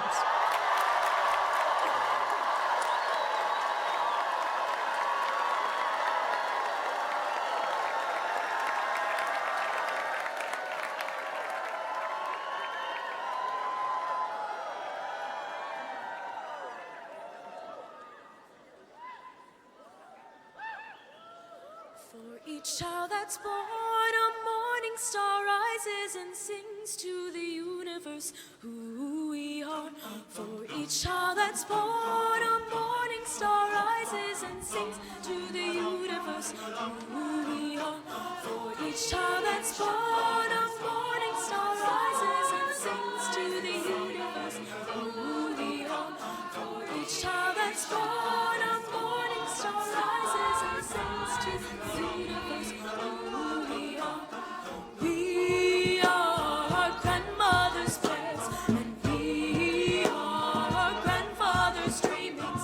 We are the breath of our ancestors. We are the spirit of God. We are mothers of courage and fathers of time. We are daughters of dust and the sons of great visions. We're sisters of mercy and mothers of love. We are lovers of life and the builders of nations. We're seekers of truth and keepers of faith. We are makers of peace and the wisdom of ages. We are grandmother's prayers. We are grandfather's dreamings. We are the breath of our ancestors. We are the spirit of God. We are mothers of courage, fathers of time. We are daughters of dust and the sons of great visions. We're sisters of love and brothers of love. We are lovers of life and the builders of nations. We're seekers of truth and keepers of faith. We are makers of peace and the wisdom of ages.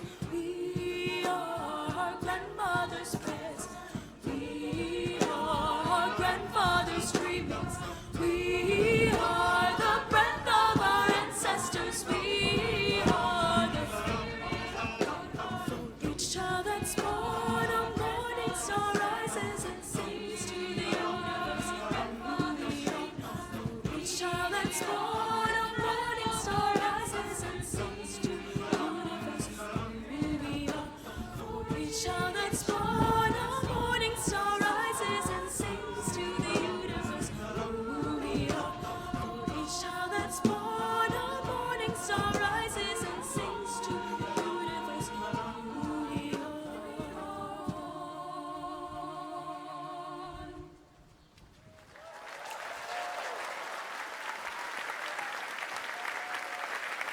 And now we finally come to the undergraduates in Harvard College.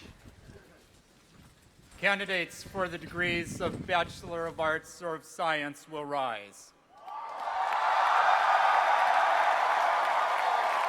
And there we see the entire class of more than 1,600 standing. And the summa cum laude graduates, the highest honors, will draw near to the stage when President Faust steps up and confers their degree.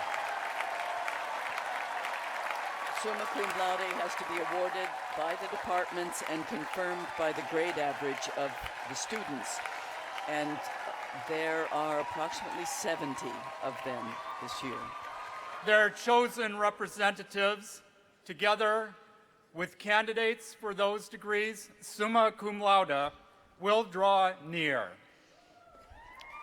Chosen representatives are the marshals that have been elected by the class to lead them in commencement and past commencement. The Dean as well. of Harvard College. Rakesh Khurana. Madam President, Fellows of Harvard College, Mr. President, and members of the Board of Overseers.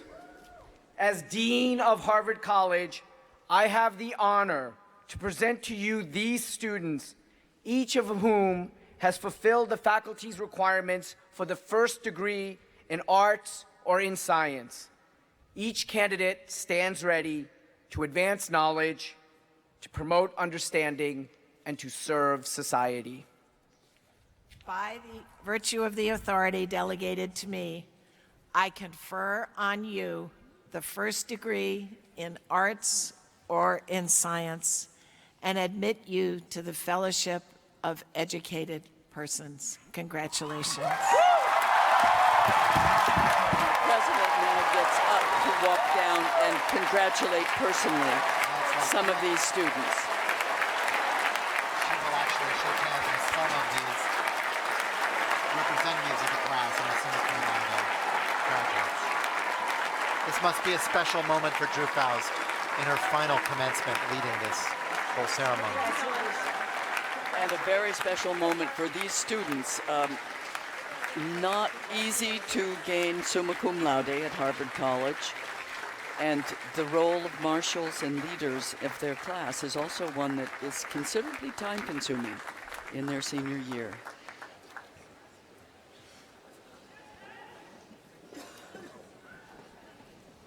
And they are admitted to the company of educated persons. It used to be educated women and men, or men and women, and now with the profusion of genders, it's educated persons. They're slowly going back to their seats, making their way by shaking John Lewis, of course, one of the special honorary degree recipients, also Harvey Feinberg, former provost. They'll go back to their seats, and then we'll proceed with the honorary degrees. Yes. 8 this year. But this is an extraordinary opportunity. I've not seen this before, where they do shake hands with several of the honorands, one by one. And that, I think, especially this year, is just a real honor. I mean, to shake John Lewis. To shake John Lewis's hand after so many years of his leadership in civil rights. Ongoing leadership, I would say, as well. And leadership in issues like DACA and some of the things that our students have been really concerned about over these last years.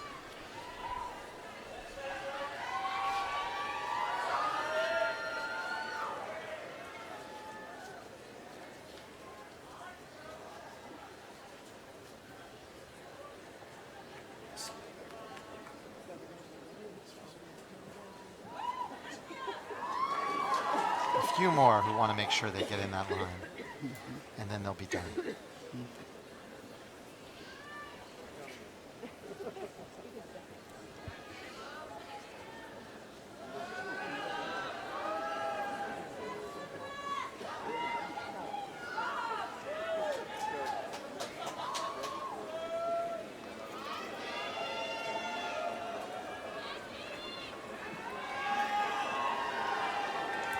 One of the things that's unusual about graduating at Harvard is that they do have a chapel service that is sort of like unto the daily morning prayers for what is supposed to be 15 minutes.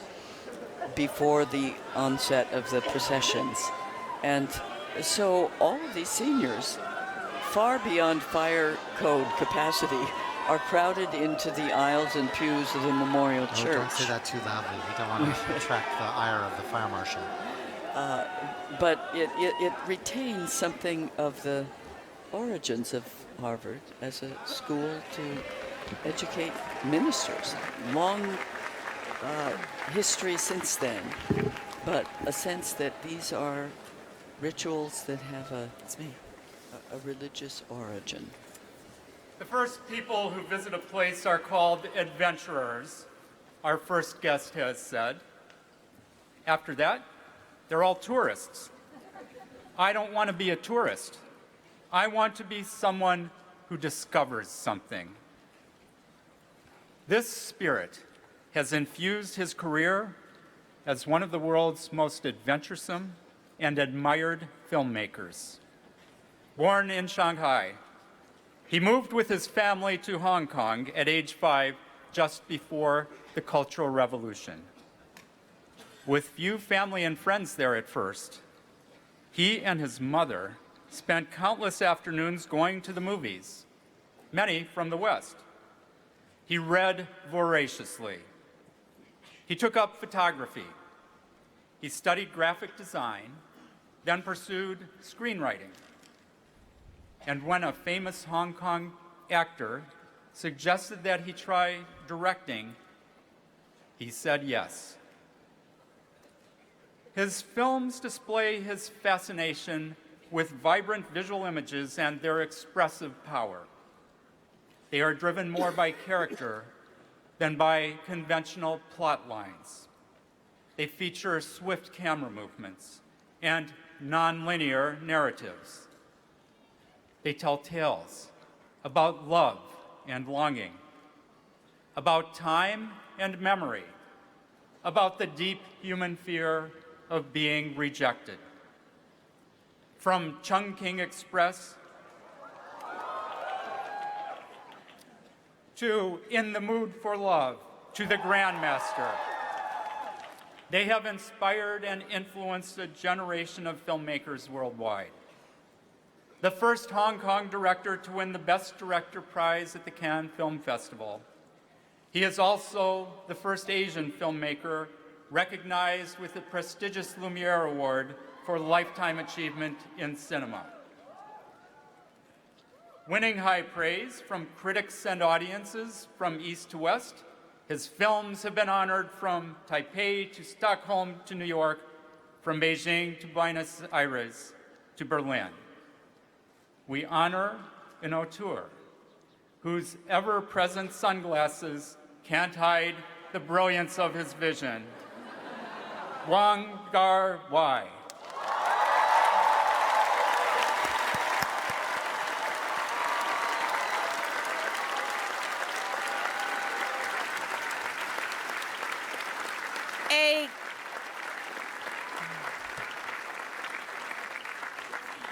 A cosmopolitan grandmaster of kinetic flair, whose tales of tears and ashes, forsaken spouses, and fallen angels transfix the senses, transcend conventions, and evoke dark shades of longing and love. Wong Kar-wai, Doctor of Arts.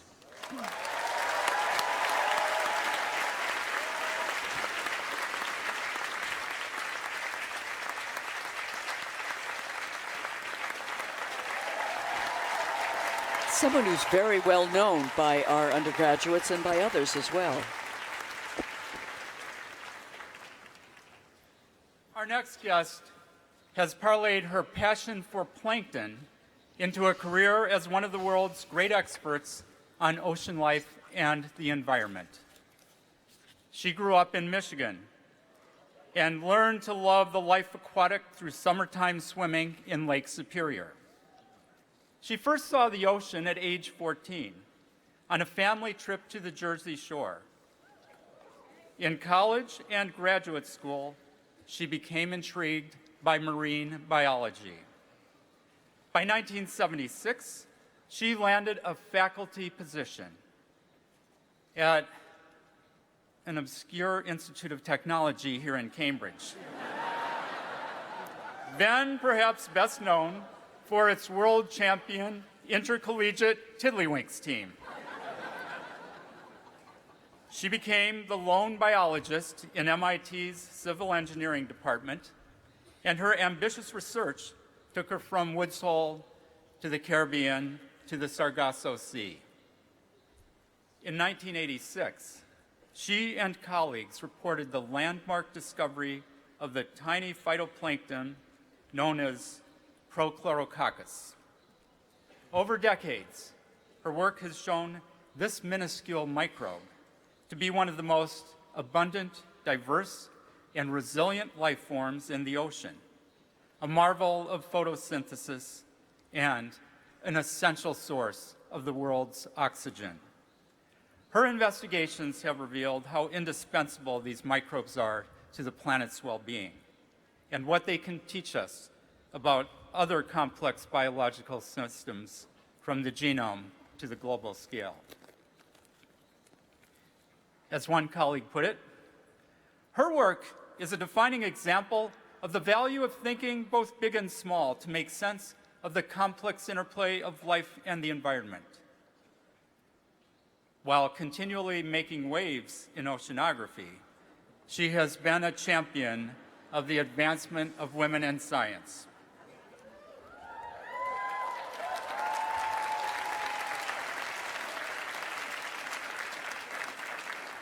And she has opened young eyes to the wonders of science through the award-winning children's books known as the Sunlight series. We welcome an esteemed institute professor at MIT, Penny Chisholm. Penny Chisholm, a colleague of ours in MIT, extraordinary biological oceanographer, well deserving of an honorary degree this year. I love the phrase of her passion for plankton. Enthralled by the invisible pasture of the sea, intrigued by the interplay of ocean and air, she shines sunlight on multitudes of minute marine microbes and fathoms large lessons about life on Earth. Sally Watson Chisholm, Doctor of Science.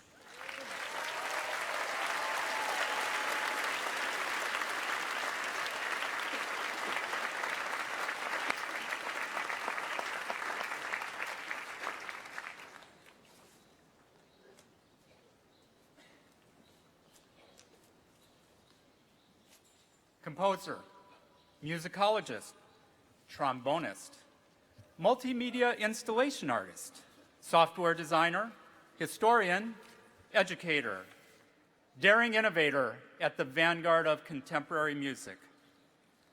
Our next guest is all these things and more.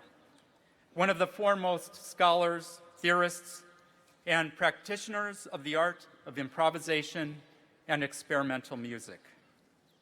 Born and raised in Chicago, he attended college in the lowlands of southern Connecticut, at a university better known as the home of the blue than as a hotbed for the blues. While only 19, on leave from Yale, he launched his decades-long affiliation with the renowned Association for the Advancement of Creative Musicians, about which he later wrote the definitive history, honored with the American Book Award. He rose to become a leading jazz trombonist, playing alongside the likes of Count Basie and Anthony Braxton.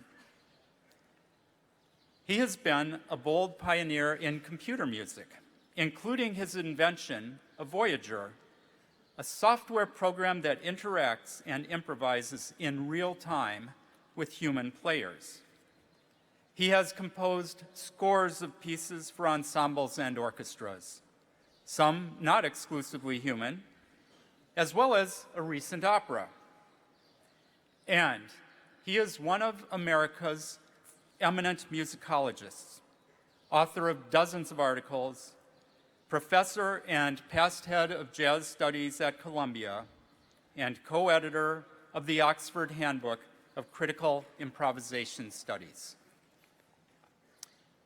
As one colleague has put it, he has always been light years ahead of the pack, eloquently articulating issues about the relationships between art and society, and realizing his humanistic vision through his brilliant works. We honor the Edwin H. Case Professor of American Music at Columbia, George Lewis.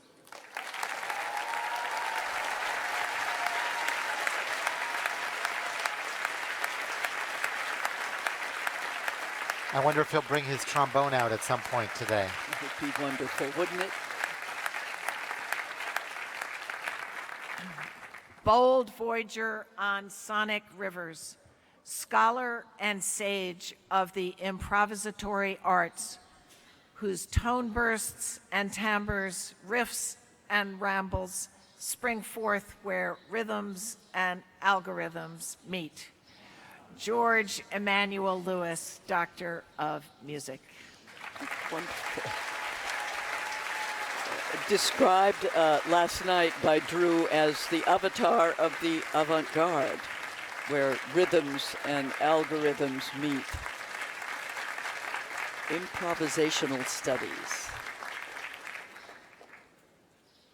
We next honor a Chilean statesman and scholar, renowned as a champion of democracy.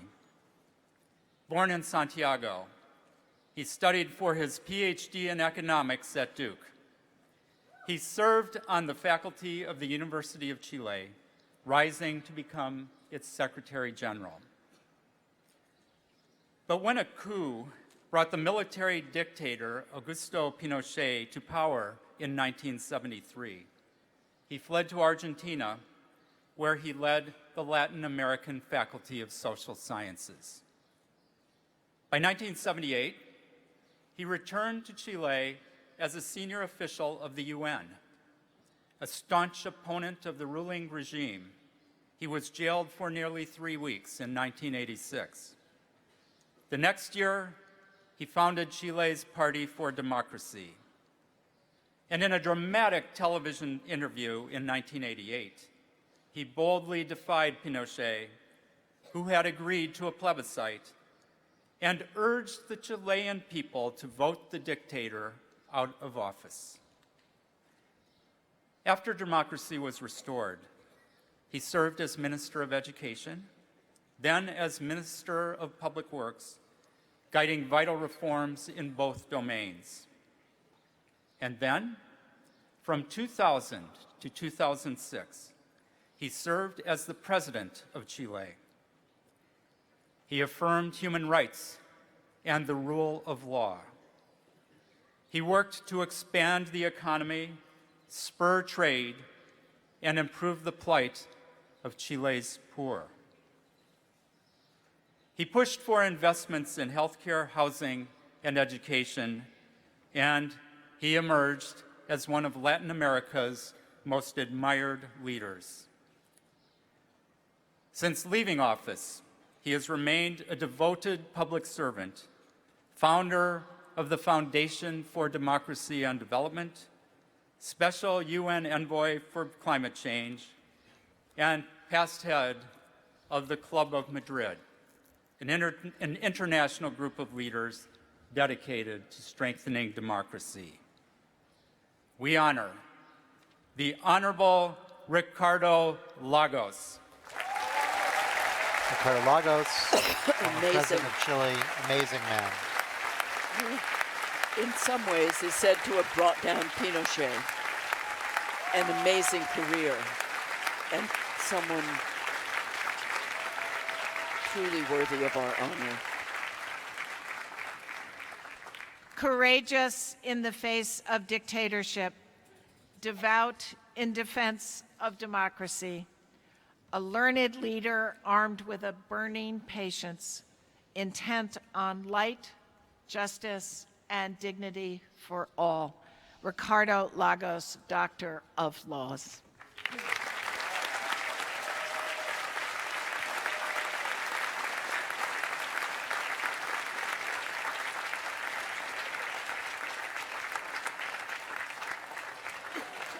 Yes.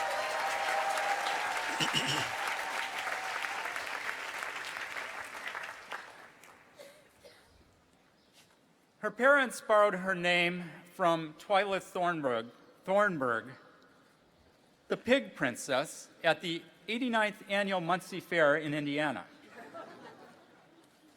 But they spelled it Twyla with a Y, not an I, because, her mother liked to say, it would look better on a marquee. In the years since, countless marquees have borne out her mother's prediction. She started piano before she was 2.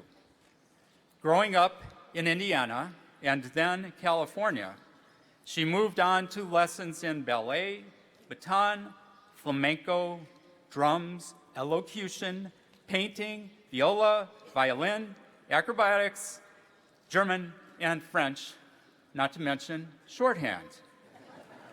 She landed in New York at Barnard College and entered the orbit of some of dance's iconic figures, Martha Graham, Merce Cunningham, Paul Taylor. Rather than settle in with one of their companies, she set out to create her own. And so she did, more than 50 years ago, launching a career as one of the most innovative and influential choreographers of our age. Her works are performed around the world. They draw on a vast span of musical sources, from Bach to Billy Joel, from Haydn to Sinatra to Jelly Roll Morton. They fuse ballet with modern dance and stretch the boundaries of both. They sparkle with invention and celebrate the infinite expressiveness of the human body. Her more than 150 choreographed works include not only dances, but also full-length ballets, Broadway shows, Hollywood movies, even figure skating routines. Famously committed to collaboration, she has joined forces with the likes of Baryshnikov and Bob Dylan, Jerome Robbins, and Elvis Costello.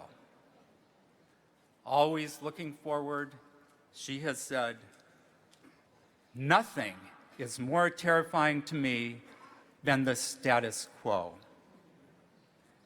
We honor an artist of remarkable imagination and grace, Twyla Tharp. Twyla Tharp, dancer, choreographer, extraordinary artist. I know there is a member of the 50th reunion class, Laura Shapiro, who's been a dance critic and writer in New York for many years and stayed for the ceremonies today because Twyla Tharp would be honored. A vibrantly inventive figure in the upper room of dance, whose ceaseless creativity flows from never standing still. Step by nimble step, line by fluid line, from the supple human form she crafts poetry in motion. Twyla Tharp, Doctor of Arts. I'd like to see her a little up close. I don't think I have. Those big round glasses. Her tennis shoes. Yay. I love them. Wonderful. Just wonderful to see her.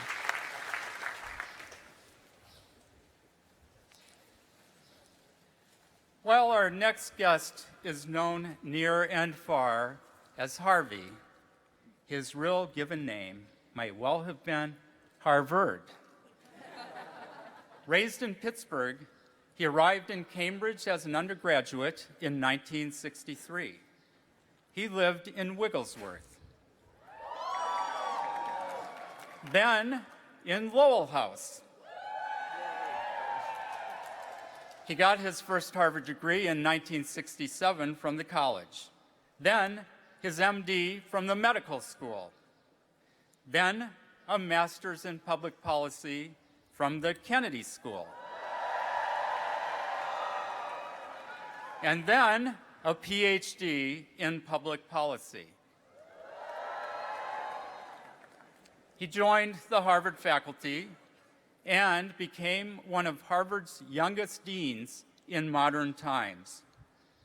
For 13 years, through a crucial time in its evolution, he served as the admired leader of our School of Public Health.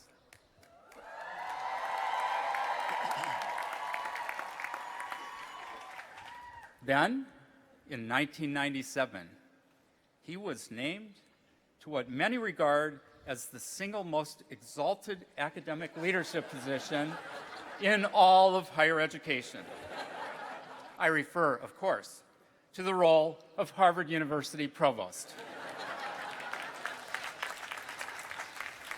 In that august office, he was a guiding force in spurring new collaborations across the university's diverse people and parts, in bringing Harvard into the information age, and in the founding of the Radcliffe Institute for Advanced Study. After nearly 40 years awash in crimson, he moved to Washington to become president of the Institute of Medicine, known today as the National Academy of Medicine. There, over more than a decade of extraordinary change in biomedicine and healthcare, he was a major national and international voice on issues at the crossroads of health, science, and policy. Today, following a stint as presidential chair at UCSF, he is president of the Gordon and Betty Moore Foundation, devoted to advancing science, protecting the environment, and improving health. Because 4 degrees just don't seem enough to recognize all he has been and done for the university, we are proud to bestow an honorary 5th degree on our Harvard colleague and fine friend, Harvey Feinberg. Very much beloved at Harvard, and such a happy moment to see him here. That's right, a regular attendee. Even when he was in Washington at the Institute of Medicine, he would come back to Harvard Commencement. It's wonderful to see him honored here today. Dexterous herder of crimson cats, superlative exponent of human health, caring leader with a common touch. His given name is Harvey, but to us, he's wholly Harvard. Harvey Vernon Feinberg, Doctor of Laws. This is wonderful. A graduate of Lowell House who also became a very faithful member of the Lowell House Senior Common Room. And it was such a joy to see him and his wife here again.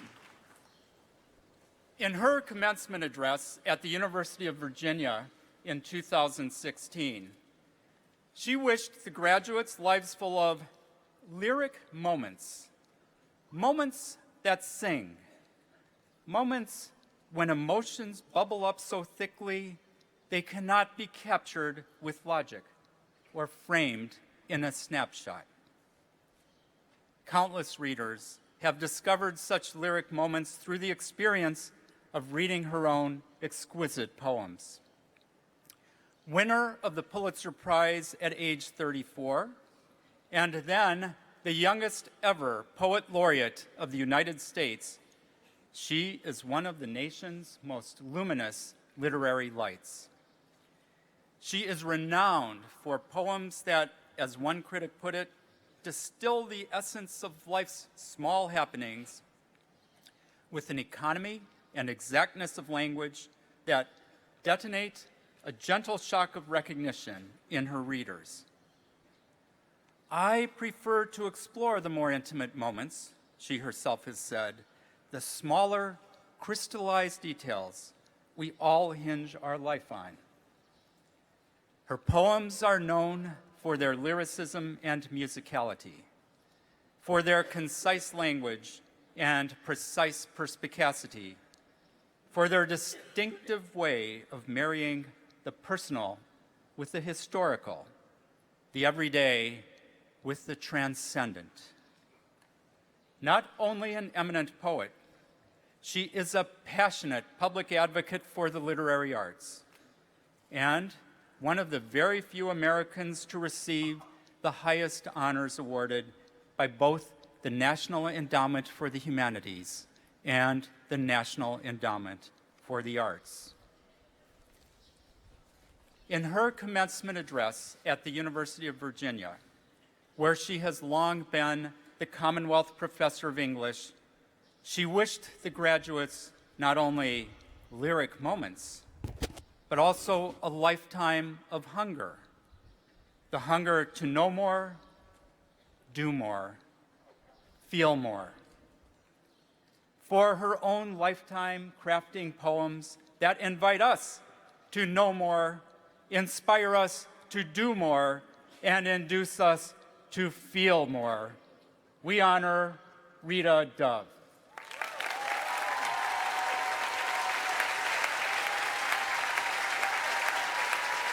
Rita Dove, poet and inspiring artist.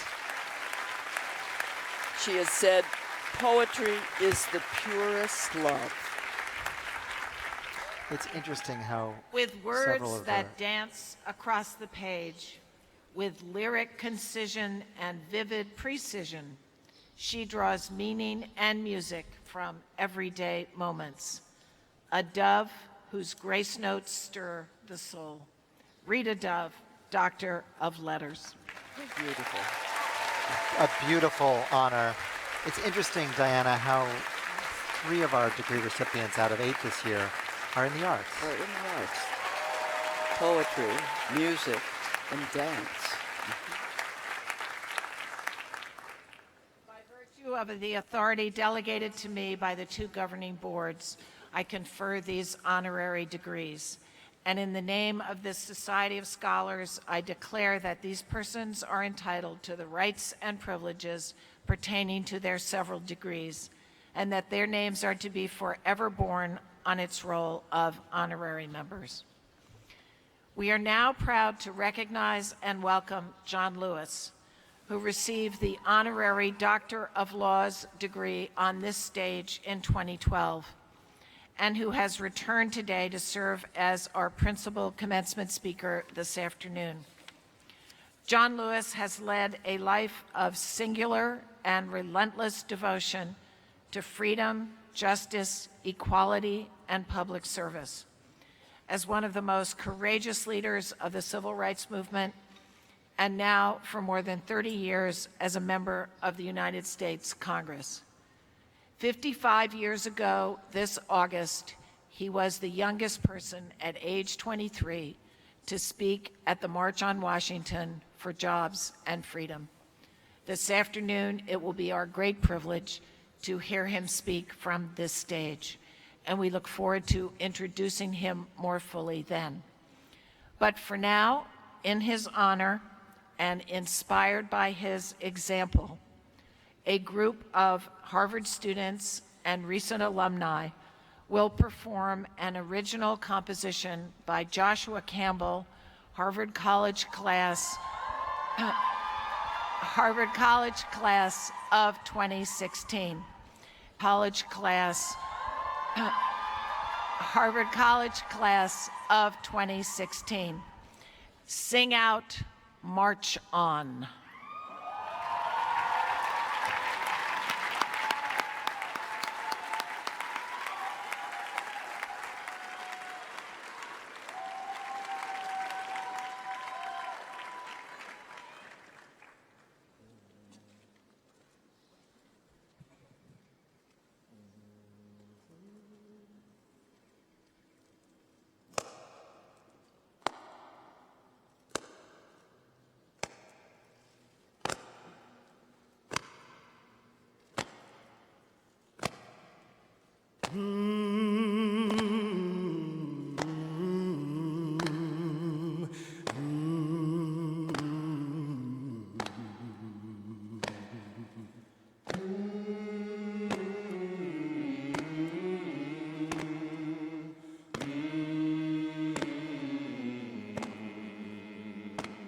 Well, I marched through the storm, and I marched through the rain, and I marched through some sickness and some heartache and pain.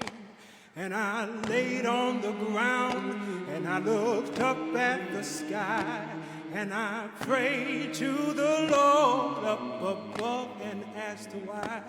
But oh no, I'm not tired, I'm not through marching yet, and I'm marching till I die. Oh children, this you can bet. So we say, I'm gonna sing out, and I'm gonna march on. And everybody said, I'm gonna sing out, gonna march on, I'm gonna march on, gonna put one foot in front of the other foot, yes I am. I'm gonna sing out, gonna march on, I'm gonna march on. I got to keep on keeping on, yes I have, gonna march on, I'm gonna march on. Oh well, my grandmama marched and my granddaddy too, and I never thought it'd be something that I have to do, but I'll march if I must. I got a mission, you see, and I'll be damned if my children have to march for me. Now I believe in the power of raising my voice, and I believe in the power of making some noise. Now if I die, I can't sing, and if I can't sing, I'll die. So we should sing for one another. Now let's give it a try. So we say, I'm gonna sing out. I'm gonna march. Oh, I got to keep on, keep on, keep on marching on. Oh, gonna use my body for good, yeah. Oh, I'm gonna sing out, sing out, sing out. Oh, I'm gonna sing out, sing out, sing out, sing out, sing out, sing out. Oh, sing it one more time. I say, I'm gonna sing out, and I'm gonna march on.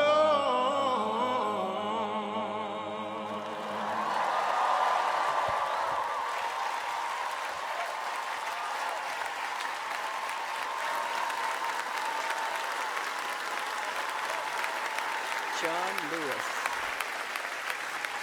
An extraordinary honor for both the students and John Lewis himself.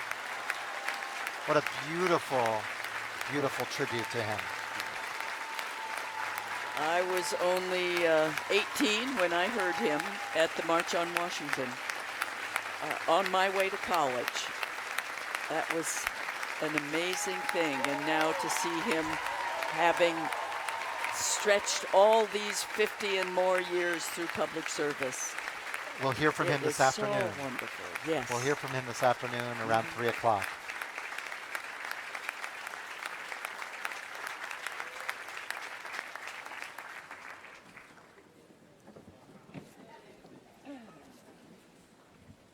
Before we conclude, I note that this ceremony marks Drew Faust's 11th and final appearance on the stage to preside over the morning commencement exercises. Words cannot adequately express our gratitude for her extraordinary leadership. Please join me in hoping that our applause will. The entire Tercentenary Theater on its feet and applauding.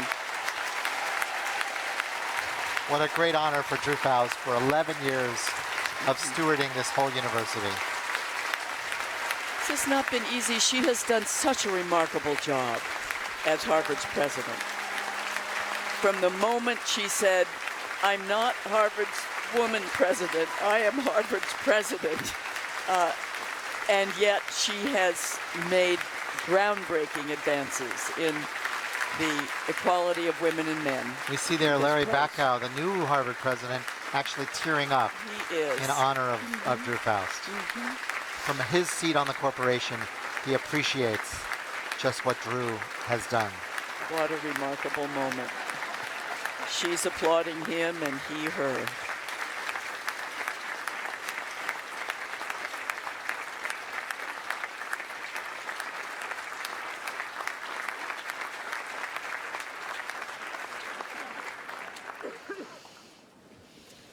Now some announcements. The degree candidates and their guests and all alumni are warmly invited to attend the afternoon commencement day exercises under the direction of the Harvard Alumni Association. The alumni procession will begin at 1:45 p.m. and the exercises will begin at 2:30. The commencement speakers will be Representative John Lewis and the President of Harvard University. Now the commencement choir director will lead us in the singing of the commencement hymn. Following the hymn, the Pusey minister will pronounce the benediction. The commencement exercises then being ended, the Sheriff of Middlesex County will declare the meeting adjourned.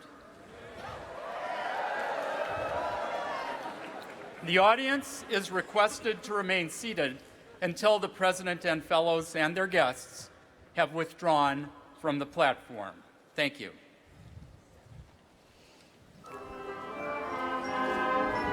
Commencement hymn, Harvard hymn in Latin, for those of you who don't have a program at home. Deus omnium creator.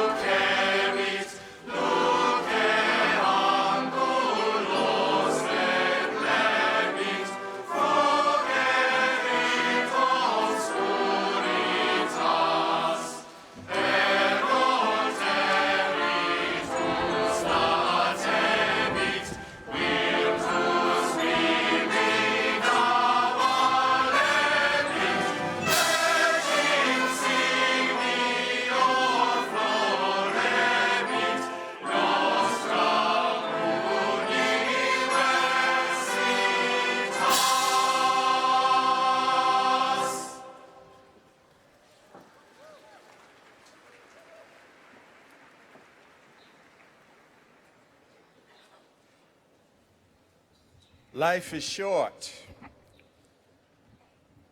Time is filled with swift transition. It's a class of 2018. We don't have time to get weary in our well-doing. So whenever we're tempted to fall asleep to the lullabies of our own entitlement,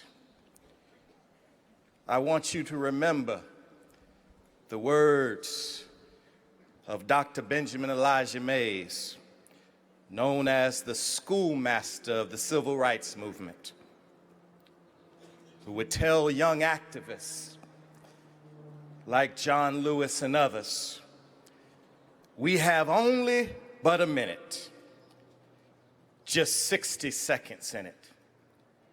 Forced upon us, didn't choose it, didn't seek it, can't refuse it. So it's up to us to use it. We must give an account if we abuse it. This is why we cannot lose it. For it's only just a minute. But since it's God's minute, there is an eternity within it. Get busy, class of 2018. May God be with you.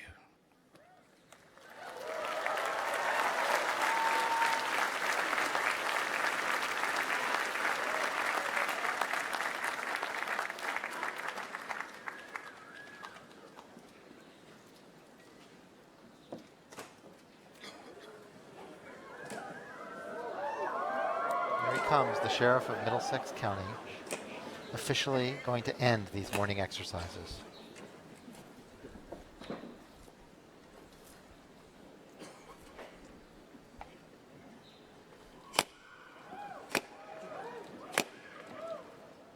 As the High Sheriff of Middlesex County, I declare that the meeting will be adjourned!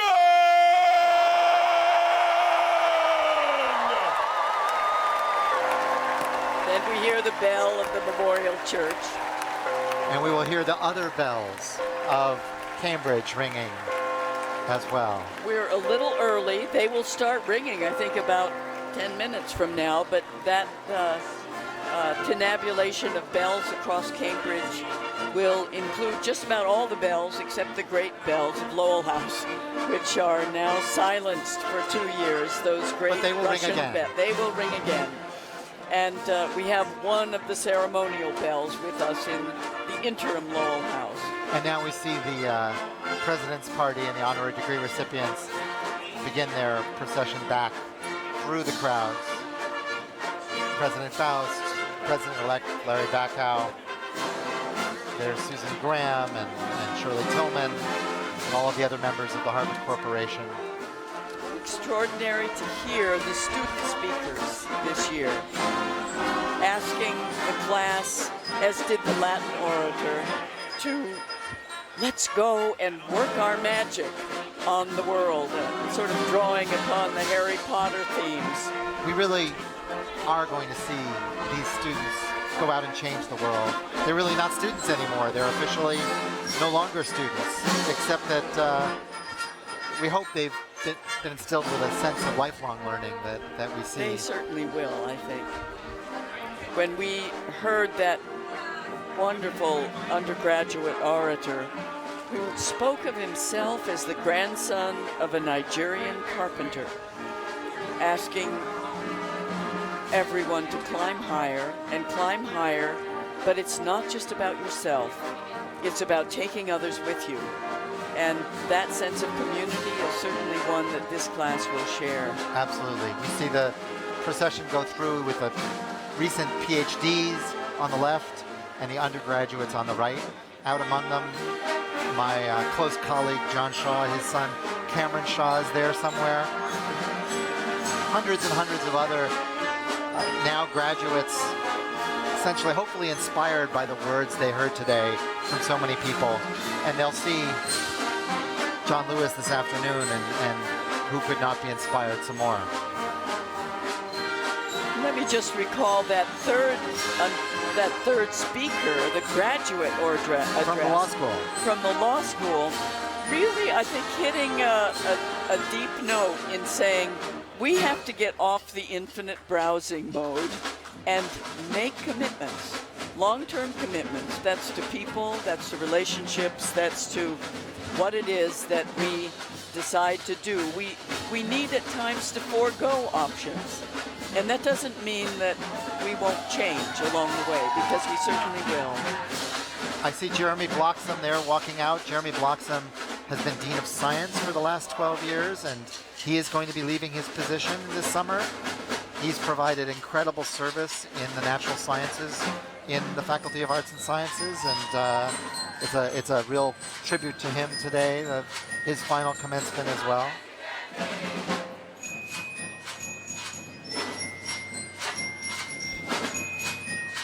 And now all of the undergraduates will go back to their houses, except for Lowell House, of course. You will gather elsewhere, but we'll gather in our interim house. That's right, and they will then individually get their diplomas, and there will be a celebration and lunch with their families. Whereas the other graduates will assemble at their various schools and celebrate individually as well. You can imagine the amount of food that is consumed at the spreads, as they're called. The spreads that literally feed 32,000 people across the university under tents. And if you can also imagine the way in which this crowd manages to disperse. This is extraordinary. Playing all of the festive Harvard Well, Diana, I got to say the climate was perfect today. As a climate scientist, I have to take credit for this perfect weather. Not too hot, not too cold, just glorious, and it's really wonderful. You know, one of the most extraordinary things here today is after the ceremony, seeing the graduates with their parents, seeing that wonderful connection and all the support that our students have received. And they will somehow make it out of this Tercentenary Theater through the gates of Harvard Yard to the various destinations. And I remember the wonderful new hymn that we had today that was, "We are our grandmother's prayers, we are our grandfather's dreamings, we are the breath of our ancestors, we are seekers of truth, keepers of faith, makers of peace, and the wisdom of ages." May that be so for all of these wonderful graduates today. Diana, it's been a pleasure doing this again with you. A total pleasure again, Dan. And we see one another at least once a year, and let's make it more often. Let's make it more often, but you know, in celebration of everyone who's left today, congratulations to you. And congratulations to you. And we look forward to doing this again together. We do. Okay. Signing off from the Tercentenary Theater, Diana Eck and Dan Schrag. Have a wonderful afternoon.